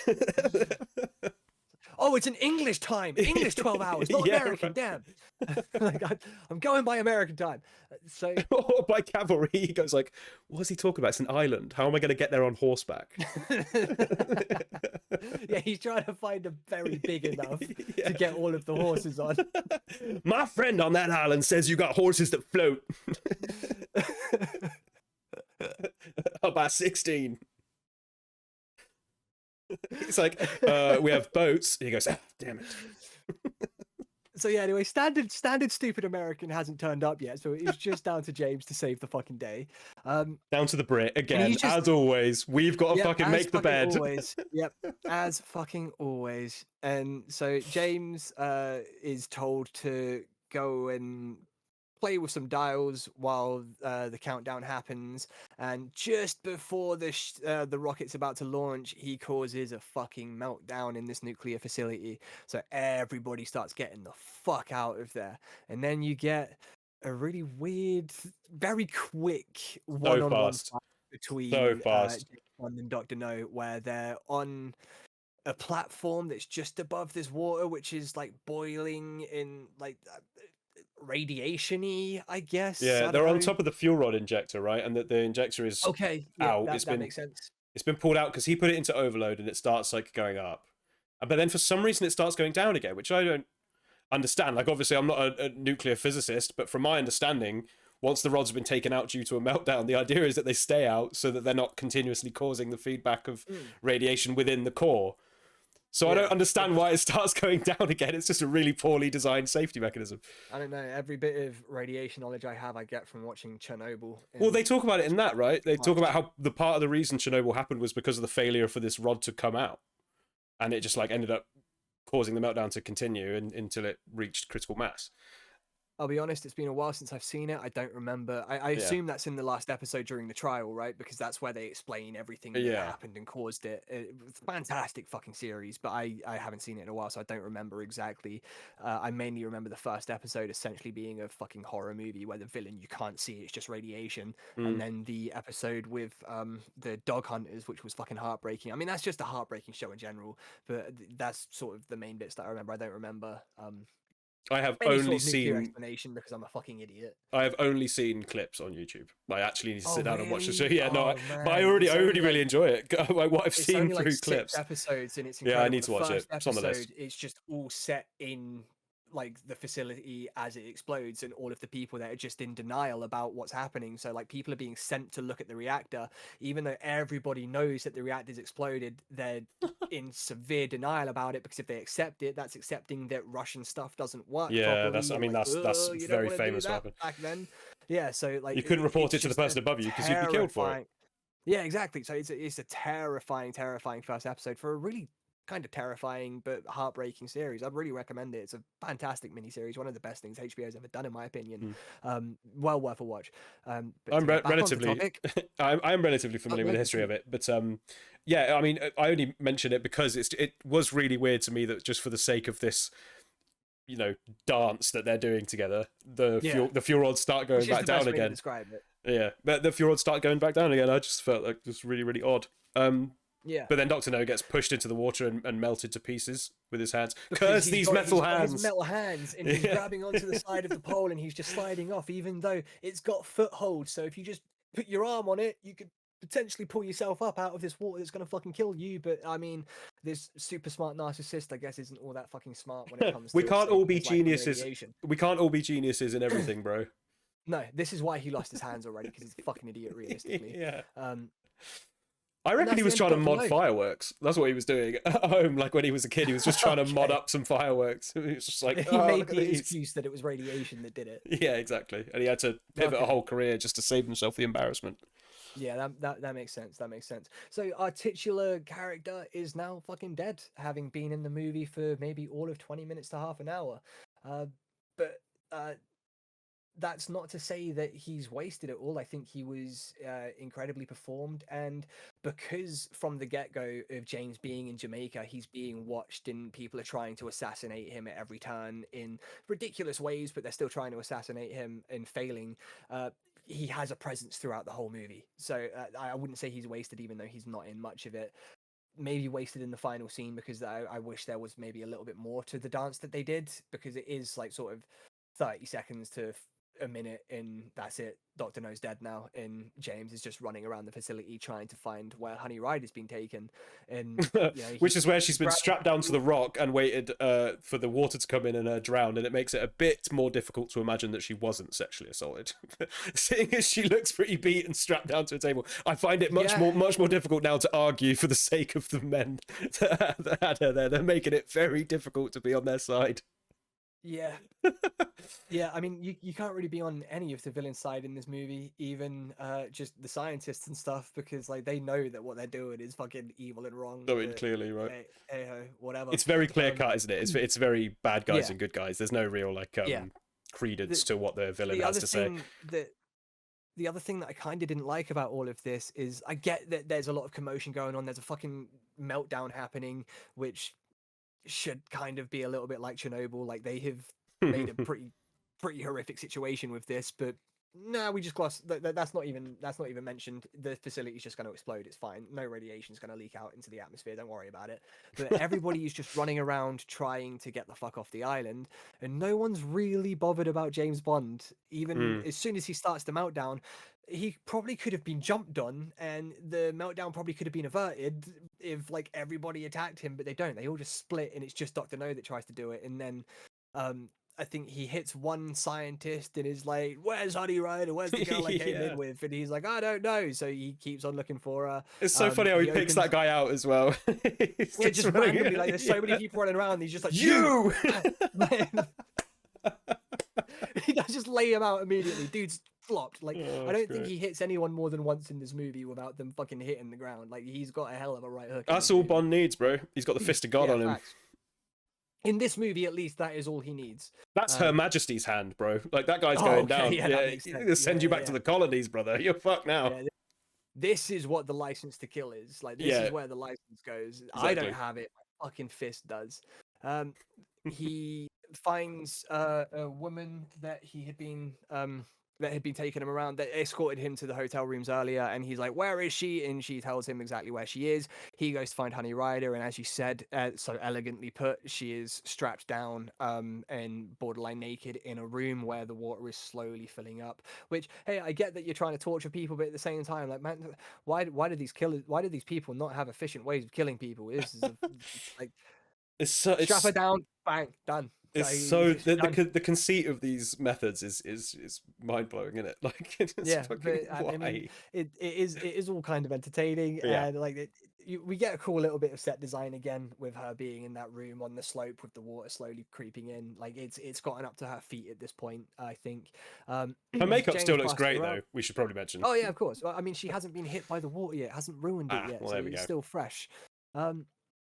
They get out onto the main island. Everybody's fleeing. Like, people are just doing fucking impressive stunt dives off of like the side of piers and stuff into the water to try and get away. There's two people on a boat. James jumps on it, knocks one of them out immediately. He slumps over the side. He hits another one, or the other one tries to fight James, and James just again hits him once, and he gets sent into the water. And then he's just kind of chilling in the water, watching everything else happen. Yeah, like, I don't want that smoke anymore. I thought it was really funny. Punch, I don't want smoke. He actively looks back at the boat, and he's like, "Huh." Yeah. No, maybe I'll just take my chances in the water. Oh, you want the boat? Why didn't you just say so, brother? That's all it took. I thought you were here for a fight, dude. That's my bad. And he throws the other guy into the water because, like, he's got a license to kill. So fuck this guy. Let him drown. There's no reason to let him die, but like, let's put him in a coma and throw him in the ocean. Which did crack me the fuck up. And then he and Honey Ryder are on this boat, and they manage to flee just before the island explodes. And like I said, should have caused a Chernobyl-esque fucking world crisis, but it doesn't. Well, especially because like, isn't the base, like, the cover of it is a bauxite mine? Yeah, it's like a mineral mine, right? So if a nuclear fucking power station inside it exploded, surely that would send fucking solid material, which is now made radioactive, everywhere. Yeah. So the US is fucked because Jamaica's not that far. Like, just a bad wind would send it that way. Yeah. But No, none of that happens. Dr. No is that smart when it comes to radiation. Or- He managed to make it so that doesn't happen. Or James Bond is that good with at his job that he's the only man that can weaponize a nuclear meltdown entirely to his own benefit at no risk to Yeah. himself. Yeah, but I could also believe that. Yeah. MI6 has a Definitely. hell of a training regimen, man. Seriously. Yeah, although actually saying that, I think it was called MI7 at the start of the movie. Was it MI7? Yeah. Who's the director that gives him the job towards the start and tells him to leave his gun, because he definitely says MI7, which kind of Okay. like shocked me. I'm like, what? I could have sworn it was MI6, but he 100% says it's MI7, which was really strange to me. Since I've been head of MI7, says It even says on here, it says British MI6 agent, and it's M is the name of the guy, M, the character, okay. and that's a staple throughout the movies as well. Just codename M. Yeah. I was expecting Q in this movie, but he doesn't get Yeah. named Q at all. The guy that gives him the gun, I assumed was Q, but he doesn't get called Q. It calls him Armorer. He's part of Okay. the quartermaster division, but I think that this is the germination of that character. It's not really established Yeah. yet, but this is where that Yeah, comes yeah. from. Okay. So yeah, James Bond and Honey Rider are now kind of stranded at sea. They run out of gasoline in their boat, and they're just hanging there, waiting around. And then who should turn up but the American with the cavalry? A whole like 32 hours later, like 24 hours late to the party, essentially. Better late than never, I suppose. Hey, James, I just figured out what you meant by cavalry. I was thinking horses, they're not going to swim this far, but we have boats. I figured it out, man. We have boats. Anyway, get on. What are you guys doing? Am I interrupting anything? Fucking Yanks. And he even says, like, I see that you don't really need all that much help, like pointing out to the fact that he has got another woman on his arm, because like this is like what, the third times he's gotten a woman to sleep with. Another throughout the huge part movie. of wish fulfillment for, every fucking teenager to, adult man watching this would be like, okay, just pull off one of the coolest fucking heists and espionage bits of work in the history of the world, save the planet, be the good guy, get paid to do it, and then end up on the boat in the sun with Ursula Andress. Like, it's wish fulfillment at the end of the day. It's candy, it's chocolate, it's wish fulfillment, and I love it. I'm sorry, I love it. Yeah, no, I do enjoy that fantasy aspect of Yeah. it, obviously. It's incredibly corny. It does hit me as like, I guess it's not unrealistic for fucking Sean Connery. I can believe that he could pull In his two spare girls time. in the span of, Yeah, like, I 2 believe it. days. Yeah, I do actually believe that he could definitely do that. He So probably maybe left it's the not all set that and then went and unrealistic, did but- that. Like exactly Yeah, what he was definitely, doing on that day. Definitely.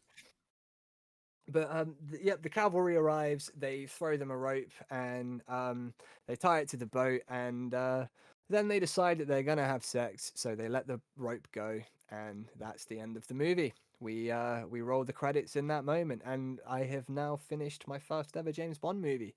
And yeah, thank you. I appreciate it. And I got to admit, I did really enjoy it. I thought you would. I wasn't expecting to. I was expecting to still have kind of like my primitive child brain and come out the other side of it thinking like, I could have watched Indiana Jones again though. But no, I did really, really fucking enjoy it, and I am genuinely looking forward to seeing sort of where the franchise goes, how different Bonds sort of react to the character, how they play that, because I from what I remember of Pierce Brosnan, from like the few scenes I saw him in, but also the games I played, because pretty much every game that I've played of James Bond, it has been Pierce Brosnan in the role, other than From Russia with Love, where Sean Connery did actually come back for the last time to voice that character and they used his likeness. Other than that, it was always Pierce Brosnan, and I do recall him being quite different to Sean Connery, but I can't remember why. I just always saw a difference. It will be interesting to actually see the differences between them and just see how the franchise develops as it goes forward. I'm quite looking forward to that. Good. I'm so glad. I'm a really big fan of the franchise. Not an expert by any means, but a vehement enjoyer of these movies. Have you seen all of them? I don't think so. Looking back through the list, I'm pretty sure, but then I don't remember every movie I've ever watched, so I may well have watched them a long time ago. My dad was a big fan, like I mentioned at the start. But yes, one of the most endearing things about the franchise is the fact that the way Bond is played is many and varied. It is myriad between the actors, right? And it's really beautifully done. I really like the different approaches they take, what they build And on, what they everyone, reiterate. everyone always has their personal favorite Bond. Like you said, yours is Pierce Brosnan. I think for my dad, it's Roger Moore, who is the other person who has had sort of the longest run, along with Sean Connery. They both had the longest runs, I think. Um, a lot of people nowadays that sort of grew up with the Daniel Craig ones prefer Daniel Craig for sort of that gritty realism that I've heard about. Yeah, I am really looking forward to where it goes. Yeah, cool. There's a lot of things in this movie that establish certain franchise things, like, you know, the really arch villain Bond, and the James Bond girl, Bond. James Bond. Yeah, they even do Shaken, not stirred. right. The first time that happens is in this movie, but it's not Bond who says it at all ever. It's the waiter. No, he never says it, and the waiter at first says mixed, not stirred. Yeah. And it's Doctor No who says shaken, not stirred for the first time. When they're at the base at the end, he gives them both a drink immediately, and he tells them exactly what it is, and shaken, not stirred. So the first time that's said in the franchise is done by the villain, which was interesting. Is it said by the villain first? Doesn't the waiter say it to him at the hotel? The waiter says mixed, not stirred. Right, I thought he said shaken a second time. Oh no, No, you may be right. I mean, he might have said it a second time, but I clocked that he said mixed, not stirred, and thought that's kind of strange. I was expecting shaken, not stirred, but mixed, not stirred, fair enough. And then I recall Doctor No saying shaken, not stirred towards the end of the movie. Okay, as I say, again, this I is was kind of shocked by. yeah, that's a really interesting tidbit. And like I say, this is the blueprint, the germination of this whole thing. So various things develop. You get non-established characters like Q. Here he's called Major Boothroyd from, I think it's the Q division or something. Okay. He calls him Armorer rather than Q. And obviously you meet Moneypenny as well. But there's also certain things like I talked about how the different actors do James Bond in a many and varied way. Directors do, of course, as well, as is their prerogative. Yeah, of course. But some through lines you get include exotic locations, obviously the Bongo, like I mentioned, and then the larger than life, campy, narcissistic, overly expositional a lot of the time villain. Yeah, with crazy bases in like fucking volcanoes. And Exactly, shit. yeah. Like, yeah, that's all stuff that I was expecting, and I did get in this movie, which was cool. Something in this which is emblematic of its time, but certainly not necessarily true for every Bond movie, is the Cold War East versus West paranoia that you get again in this. Obviously, you know, space program being a very big thing in the 60s, culminating with the man landing on the moon in 69. This was released in 62. Things were very well underway under rocket technology by that point. And things were getting scary. Like at the time, you didn't know what the Russians had, you didn't know what the Americans had, you know, if you're living in Russia. And they play on that, Your obviously, mic with cut out a having... little bit, so can you repeat what you just said? Your mic cut out. Yeah, which part? Just the entire sort of last sentence. Well, just basically that, you know, East and West not knowing what each other has got and everything, the germination or the advent of rocket technology. You don't know what's going to happen if they're going to send them over the borders. And this movie plays into that with this villain being, you know, half German, half Chinese, which I thought was really funny because it's like, oh, those Germans, but he's also got a bit of the Chinese in him. You got to watch out. You got to watch out for that. But then he's working for Spectre, which is like a Soviet institution. Nazi communist. Yeah, right. So it's just all of these villainous factors in one, based entirely on geography, which is such a dated thing to do. And it sort of burns out after a while. There are a few more movies in this franchise that definitely have that going on, but it becomes less purely East versus West and a bit more grey area throughout the franchise, which I think is definitely a positive change. The things I'm glad that don't happen anymore are things like the ornamentation of the Bond girl. So I just think it's such a waste. Like, I'm not trying to be a white knight and be like, you know, whatever. I just think it's a waste of a character. I do want them to be an actual character. Like, they can still be like sort of the eye candy of the picture, but also they could do something to help save the day rather than just be there, because that's all she is for the last 40 minutes of the movie. She gets introduced to look attractive, and then she does nothing other than tell her backstory, and she's just there for the rest of it. And it would make me care about her more. That is a waste. I want to care about these characters, and something that I think is unfortunately... I care about her because of the backstory that she tells. Like, that's horrific, and something that I wasn't expecting to sort of hear from this movie. Like, we made a joke before in the last review when I was like, you know, oh, another movie where a woman gets assaulted, and like that didn't really happen other than that scene, which did did fucking shock me. Like I was joking, expecting James Bond to backhand a woman at some point, and we'd be able to laugh at how fucking dated that kind of thing is. But no, that her backstory fucked up, and like so I liked the character and would have liked to have seen her be a little bit more of a character, maybe do something, help save the day in some way. But no, she just gets taken away and chained up, and that's it. She's just, as I said, eye candy. Yeah, you said there that you did care about the character because of the introduction of that backstory. Like, I kind of didn't care. I wasn't emotionally attached to any characters in this movie. It's not to say I didn't enjoy it, but I think something about the pacing of the detective movie at the start, I don't give a shit about any of these people. Any one of them could have been guilty at that point. I was like, I didn't know what was going on. And then as we move through, stuff starts happening so fast that it's like, I don't have time to invest in any of these characters. Yeah. When Quarrel dies, James is like affected by it, kind like he tries to go over and like say something or check on him in some way, and he gets stopped by the other guys. But like he's only been in a few scenes. It's been like a day of James Bond being here. He was kind of a funny guy, but yeah, I have no, so I don't care that he's just being burnt alive. Apparently he was a character in the books. Fucking please, can we isolate that as a soundbite? I don't care that he's been burnt alive. Yeah, I'll stand by that statement. I do not care that he was burned alive. Well, that's what I'm talking about. You don't have the time to invest in these characters, and I think they do that better in some Bond movies later on, especially with characters that appear in multiple editions, or multiple sequels. But yeah, I don't know. I still enjoy the movie. Certainly not my favorite Bond movie. Yeah, no, big downside of it is that I didn't care about any of the characters. There was no consequence to anything that happened to them. Dr. No dying and his, thing being thwarted is obviously great for the premise of the story, I guess, like the West being the good guys.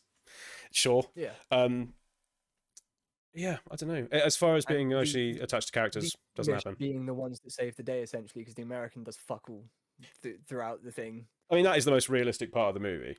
Pretty inarguably, like, oh, we have to go out again. We've just given you your independence, and now we have to come fucking, wipe your bum for you again. For God's sake, get it together, Jamaica.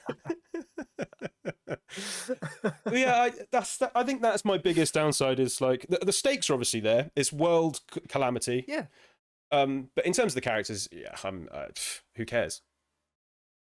Yeah, I mean, other than James Bond, because he's smooth, cool, suave, like he's really fun to watch. Really yeah, you wish you were him as well a little bit. I mean, I defy anyone to watch it and not go like, "Fuck, I'd give it a go." It is pure wish fulfillment. Like he's always got something quick to say. He's always got a witty line. Even like to a bad guy, he's got a witty line. To a woman, he's got a witty line. To his boss at the beginning, for him immediately when he goes like, "It's 3 a.m. Bond. When do you sleep?" And he goes, "Never on the firm's time." Never on the firm's time. Yeah.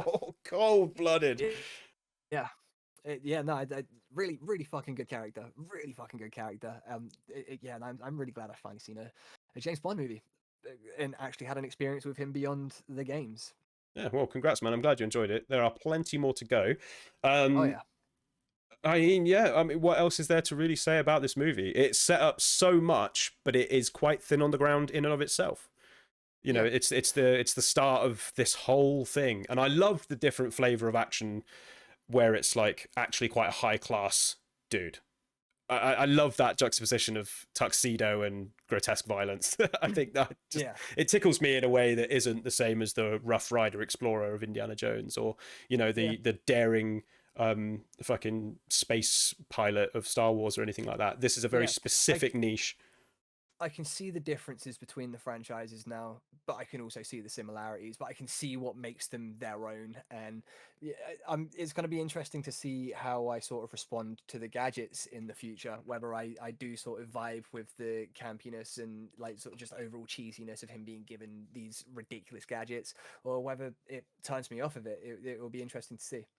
It is very contrived or conceited, as you might say, with everything being laid out as it happens. It's almost as like in some things, I swear the gadgets get introduced in the order with which they are then used throughout the mission. Yeah, that would make sense as well. But yeah, they are very charming, these movies, and yeah, like I can't wait to watch more of them. I just think there's such a cool bit of fantasy. There's no undertow. We did a Lynchian movie in one of these episodes, and we picked apart like camera angles and inference and, you know, fourth wall breaks and all that sort of shit. Yeah. There's none of that to speak of in this movie. It's just surface level. When I watched this movie, I was thinking like this is going to be a really difficult one to talk about because the first hour so little does happen overall, and yeah, it's not like a genius picture that we can sort of really analyze. But yeah, no, I did really enjoy it, and I enjoyed this episode being able to talk about it. I think it went on. I think it went better than I was kind of expecting it to, because like I said, I was thinking like this is going to be a difficult one to talk about. Well, sometimes it's all right for movies to just be fun, right? Like I think we've mentioned that a couple of times, and we can pick apart a Lynch for 4 hours, 5 hours. To be honest, we could have probably spoken about Blue Velvet for longer than we did, and it was already a long old recording. Yeah, there was so many things that could have been mentioned that I forgot to mention that could have opened up other avenues of conversation, but with something like this, it's very surface level. I'd say it is genius in its own way, because obviously it didn't have a template to build from. It had to start something here, and it was working with this as yet untouched story by Ian Fleming.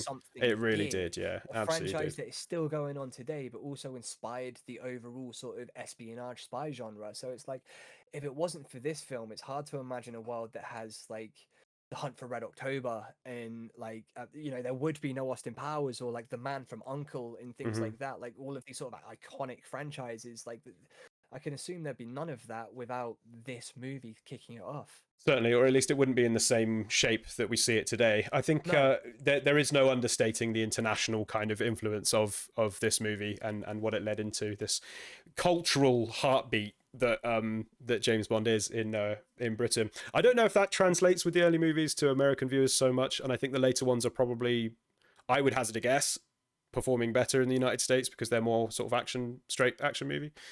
But these previous ones, up to Pierce Brosnan, have a formula. They have a really kind of cheesy campness to them. They have brutal, cold efficiency in them. They have stiff upper lip.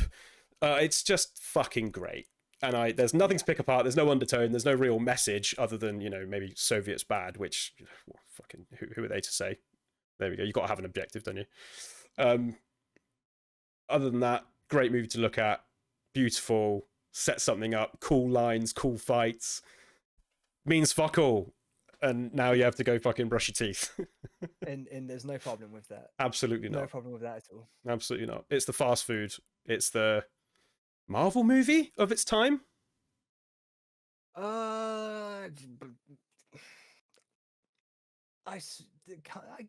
It could be. I kind of guess, but I don't know. It's hard to say. I wouldn't want to sort of lessen James Bond or the Marvel franchise in any way, but they are very much their own things. But yeah, no, it did start a fucking craze, I suppose. Well, I suppose the spy espionage genre.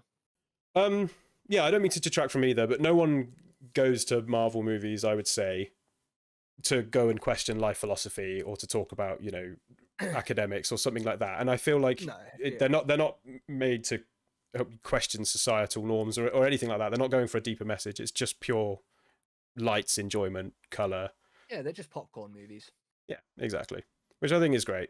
I feel like Marvel movies fulfill that role now, and it's hard to say because we weren't there, but I think like at the 60s, in 1962, this might have been the equivalent of that. But I could be way off, and they could be taking that shit very seriously, you know, especially with Cold War tensions at the time. There's just not as much of it as the Marvel stuff. I think like Marvel movies have like, there's definitely more of those than James Bond movies at this point, right? And they've been going for a lot less time. So I guess there's less of an oversaturation of James Bond, which would help with its staying power, I suppose. But yeah, they are just sort of silly movies that you can just hang out and just enjoy the bright colors and the action and the comedy of it all. Yeah, damn straight. You don't need to question everything all the time. It's just a fun little movie to sit back and watch, and yeah, it sets up so much cool shit. I can't wait to watch another one with you, mate. Yeah, no, I'm definitely looking forward to the next one, which is From Russia with Love, right? It is indeed, yeah. Completely shitting on my idea of the Cold War tensions easing off. Immediately into the second one. Oh, let's talk about Russia again. So it is still very much a theme in that, and it makes sense because they were in the middle of that, you know, Cold War period from the 50s to the basically 90s. So yeah, I can't wait to watch them because it's more gadgets, it's more cool shit. It just gets bigger and badder and better for it. So it should be fun. I mean, I think at the time it got kind of mixed reviews when it came out. Just hold on 2 seconds. So we got Time Magazine calling Bond a blithering blunder and a great big hairy marshmallow who almost always manages to seem slightly silly, which like I agree with that almost always manages to seem slightly silly, but like that's definitely a big part of the charm. I love that. That's the most 60s insult of all time. The hairy Great big marshmallow. hairy marshmallow. I love that. You great buffoon. Ian Fleming himself was not a fan of the first movie. He really didn't like Connery in the role. But he wasn't the first choice, would we? We didn't. No, there were a few other that. people that There were first were. choices, but Roger Moore was like considered for the role. He like Roger Moore could have been the first one, but they considered him to be too young. So he ended up being like what, the third Bond or fourth Bond? I'm not sure, but like he does end up becoming Bond at some point, which is, you know, kind of funny. The studio groomed him to become Bond. Yeah, Wow. it seems so. The Vatican, they condemned Dr. No, describing it as a dangerous mixture of violence, vulgarity, sadism, and sex, whilst the Kremlin stated that Bond was the personification of capitalist evil. I mean, that's exactly my point, right? Like, it so heavily implies that the East is evil just for the sake of it. Like, from Dr. No being half Chinese to you know, Spectre being a Soviet. Yeah, exactly. And then the Spectre being a Soviet Soviet institution, and the whole mission being about rocket technology. It's just it very much exploits that time. Which I guess is just what happens. It's just a bit boring after a while, isn't it? Like when you're in as globalized a society as we are today, and we can talk to anyone anywhere in the world immediately, watching something that dates itself by being like, oh, this guy must be bad, he's half German and half Chinese, it's like, oh, come on. Like, you must have known at the time, somewhere in the back of your mind, that they are just people over there. You'd think so, but I mean, even looking at it today, I think a lot of people miss that these people are actually people too. I think so too, unfortunately. The demonization of entire nations. It's just so lightly anyone done. that has a different opinion to you. Oh, it's just I shouldn't laugh because it's tragic, but you have to because it's so unbelievably ridiculous to the point where it affects the culture. It's like the movies you're making and the songs you're writing and shit. Yeah, the crazy times, and it's always been crazy times, I suppose. This is definitely, Dr. No definitely has the vibe of like being your racist uncle's favorite movie. It is an awesome movie, but there's things like that are slightly at issue with it that if you pointed out to your uncle would be like, oh, you guys are just too soft these days. Nah, my racist uncle loves Song of the South. I mean, yeah, you can go further with it. I'm just saying there's got to be one racist uncle out there whose favourite movie was Dr. No. The Chinese fella, he makes me laugh. Fucking what's the one with Mickey Rourke in it where he's pretended to be Chinese? Because that's the thing with this movie, despite the fact that you could argue that it's racist, none of the racial characters are caricatures. Yeah, they're not stereotyped. Like that. I found they're not stereotypical at all. A bit of Quarrel's dialogue kind of felt a bit clumsy to me. I don't think it was mean-spirited. I just feel like it wasn't natural, and it was a script written for a Creole or Jamaican character, Caribbean character. That this movie did hate Chinese people or Jamaican people or anything like that. Whereas there are some movies that I see even to this day where it's like, oh man, it feels like you don't like this specific group of people that you're focused on. Yeah, very much so. But I'm saying, I think it was Breakfast at Tiffany's, but yeah, very racist. A script written by someone that has probably never been to Jamaica, we'll say. I'm not going to just assume the fact that they were white, but I assumed that they were. That's what Quarrel's character felt like to me. I liked him, but he just felt a bit borderline caricature-y. Not mean-spirited, but like just clumsy, I think. Yeah, I can see that. I can accept that.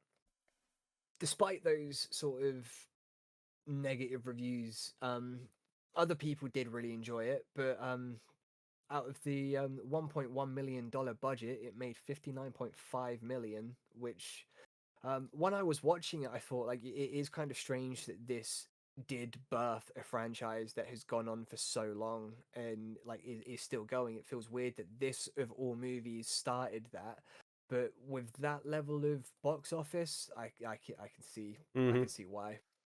It definitely bought them some stopping power. And I mean, it launched Sean Connery's career as well, made an absolute star out of him.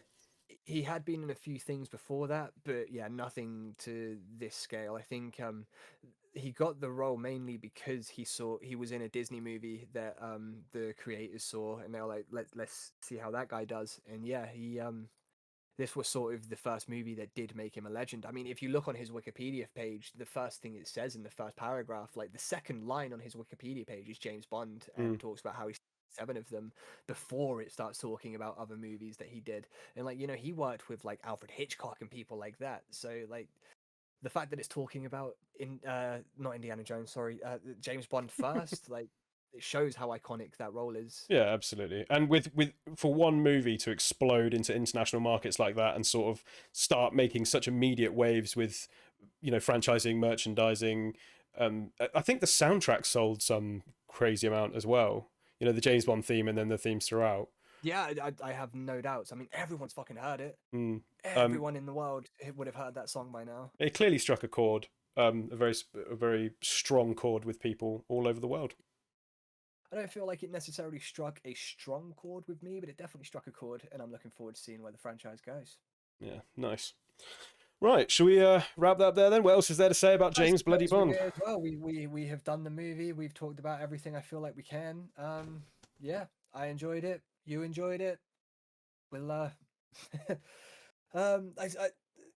coming up after this, we have October, so we're gonna be fully invested in the horror movies, which is, you know, my shit. So I'm very much looking forward to that, and I hope the rest of you are too. I hope you're looking forward to it, Harry. I certainly am looking forward to it, because I am definitely really fucking looking forward to sinking my teeth into some of these horror movies that we've got lined up. Fuck yeah, dude. Great. But, beyond that, I'm Jordan. This has been Harry, and this was Watch This. Go to the movie. Cool. Movie.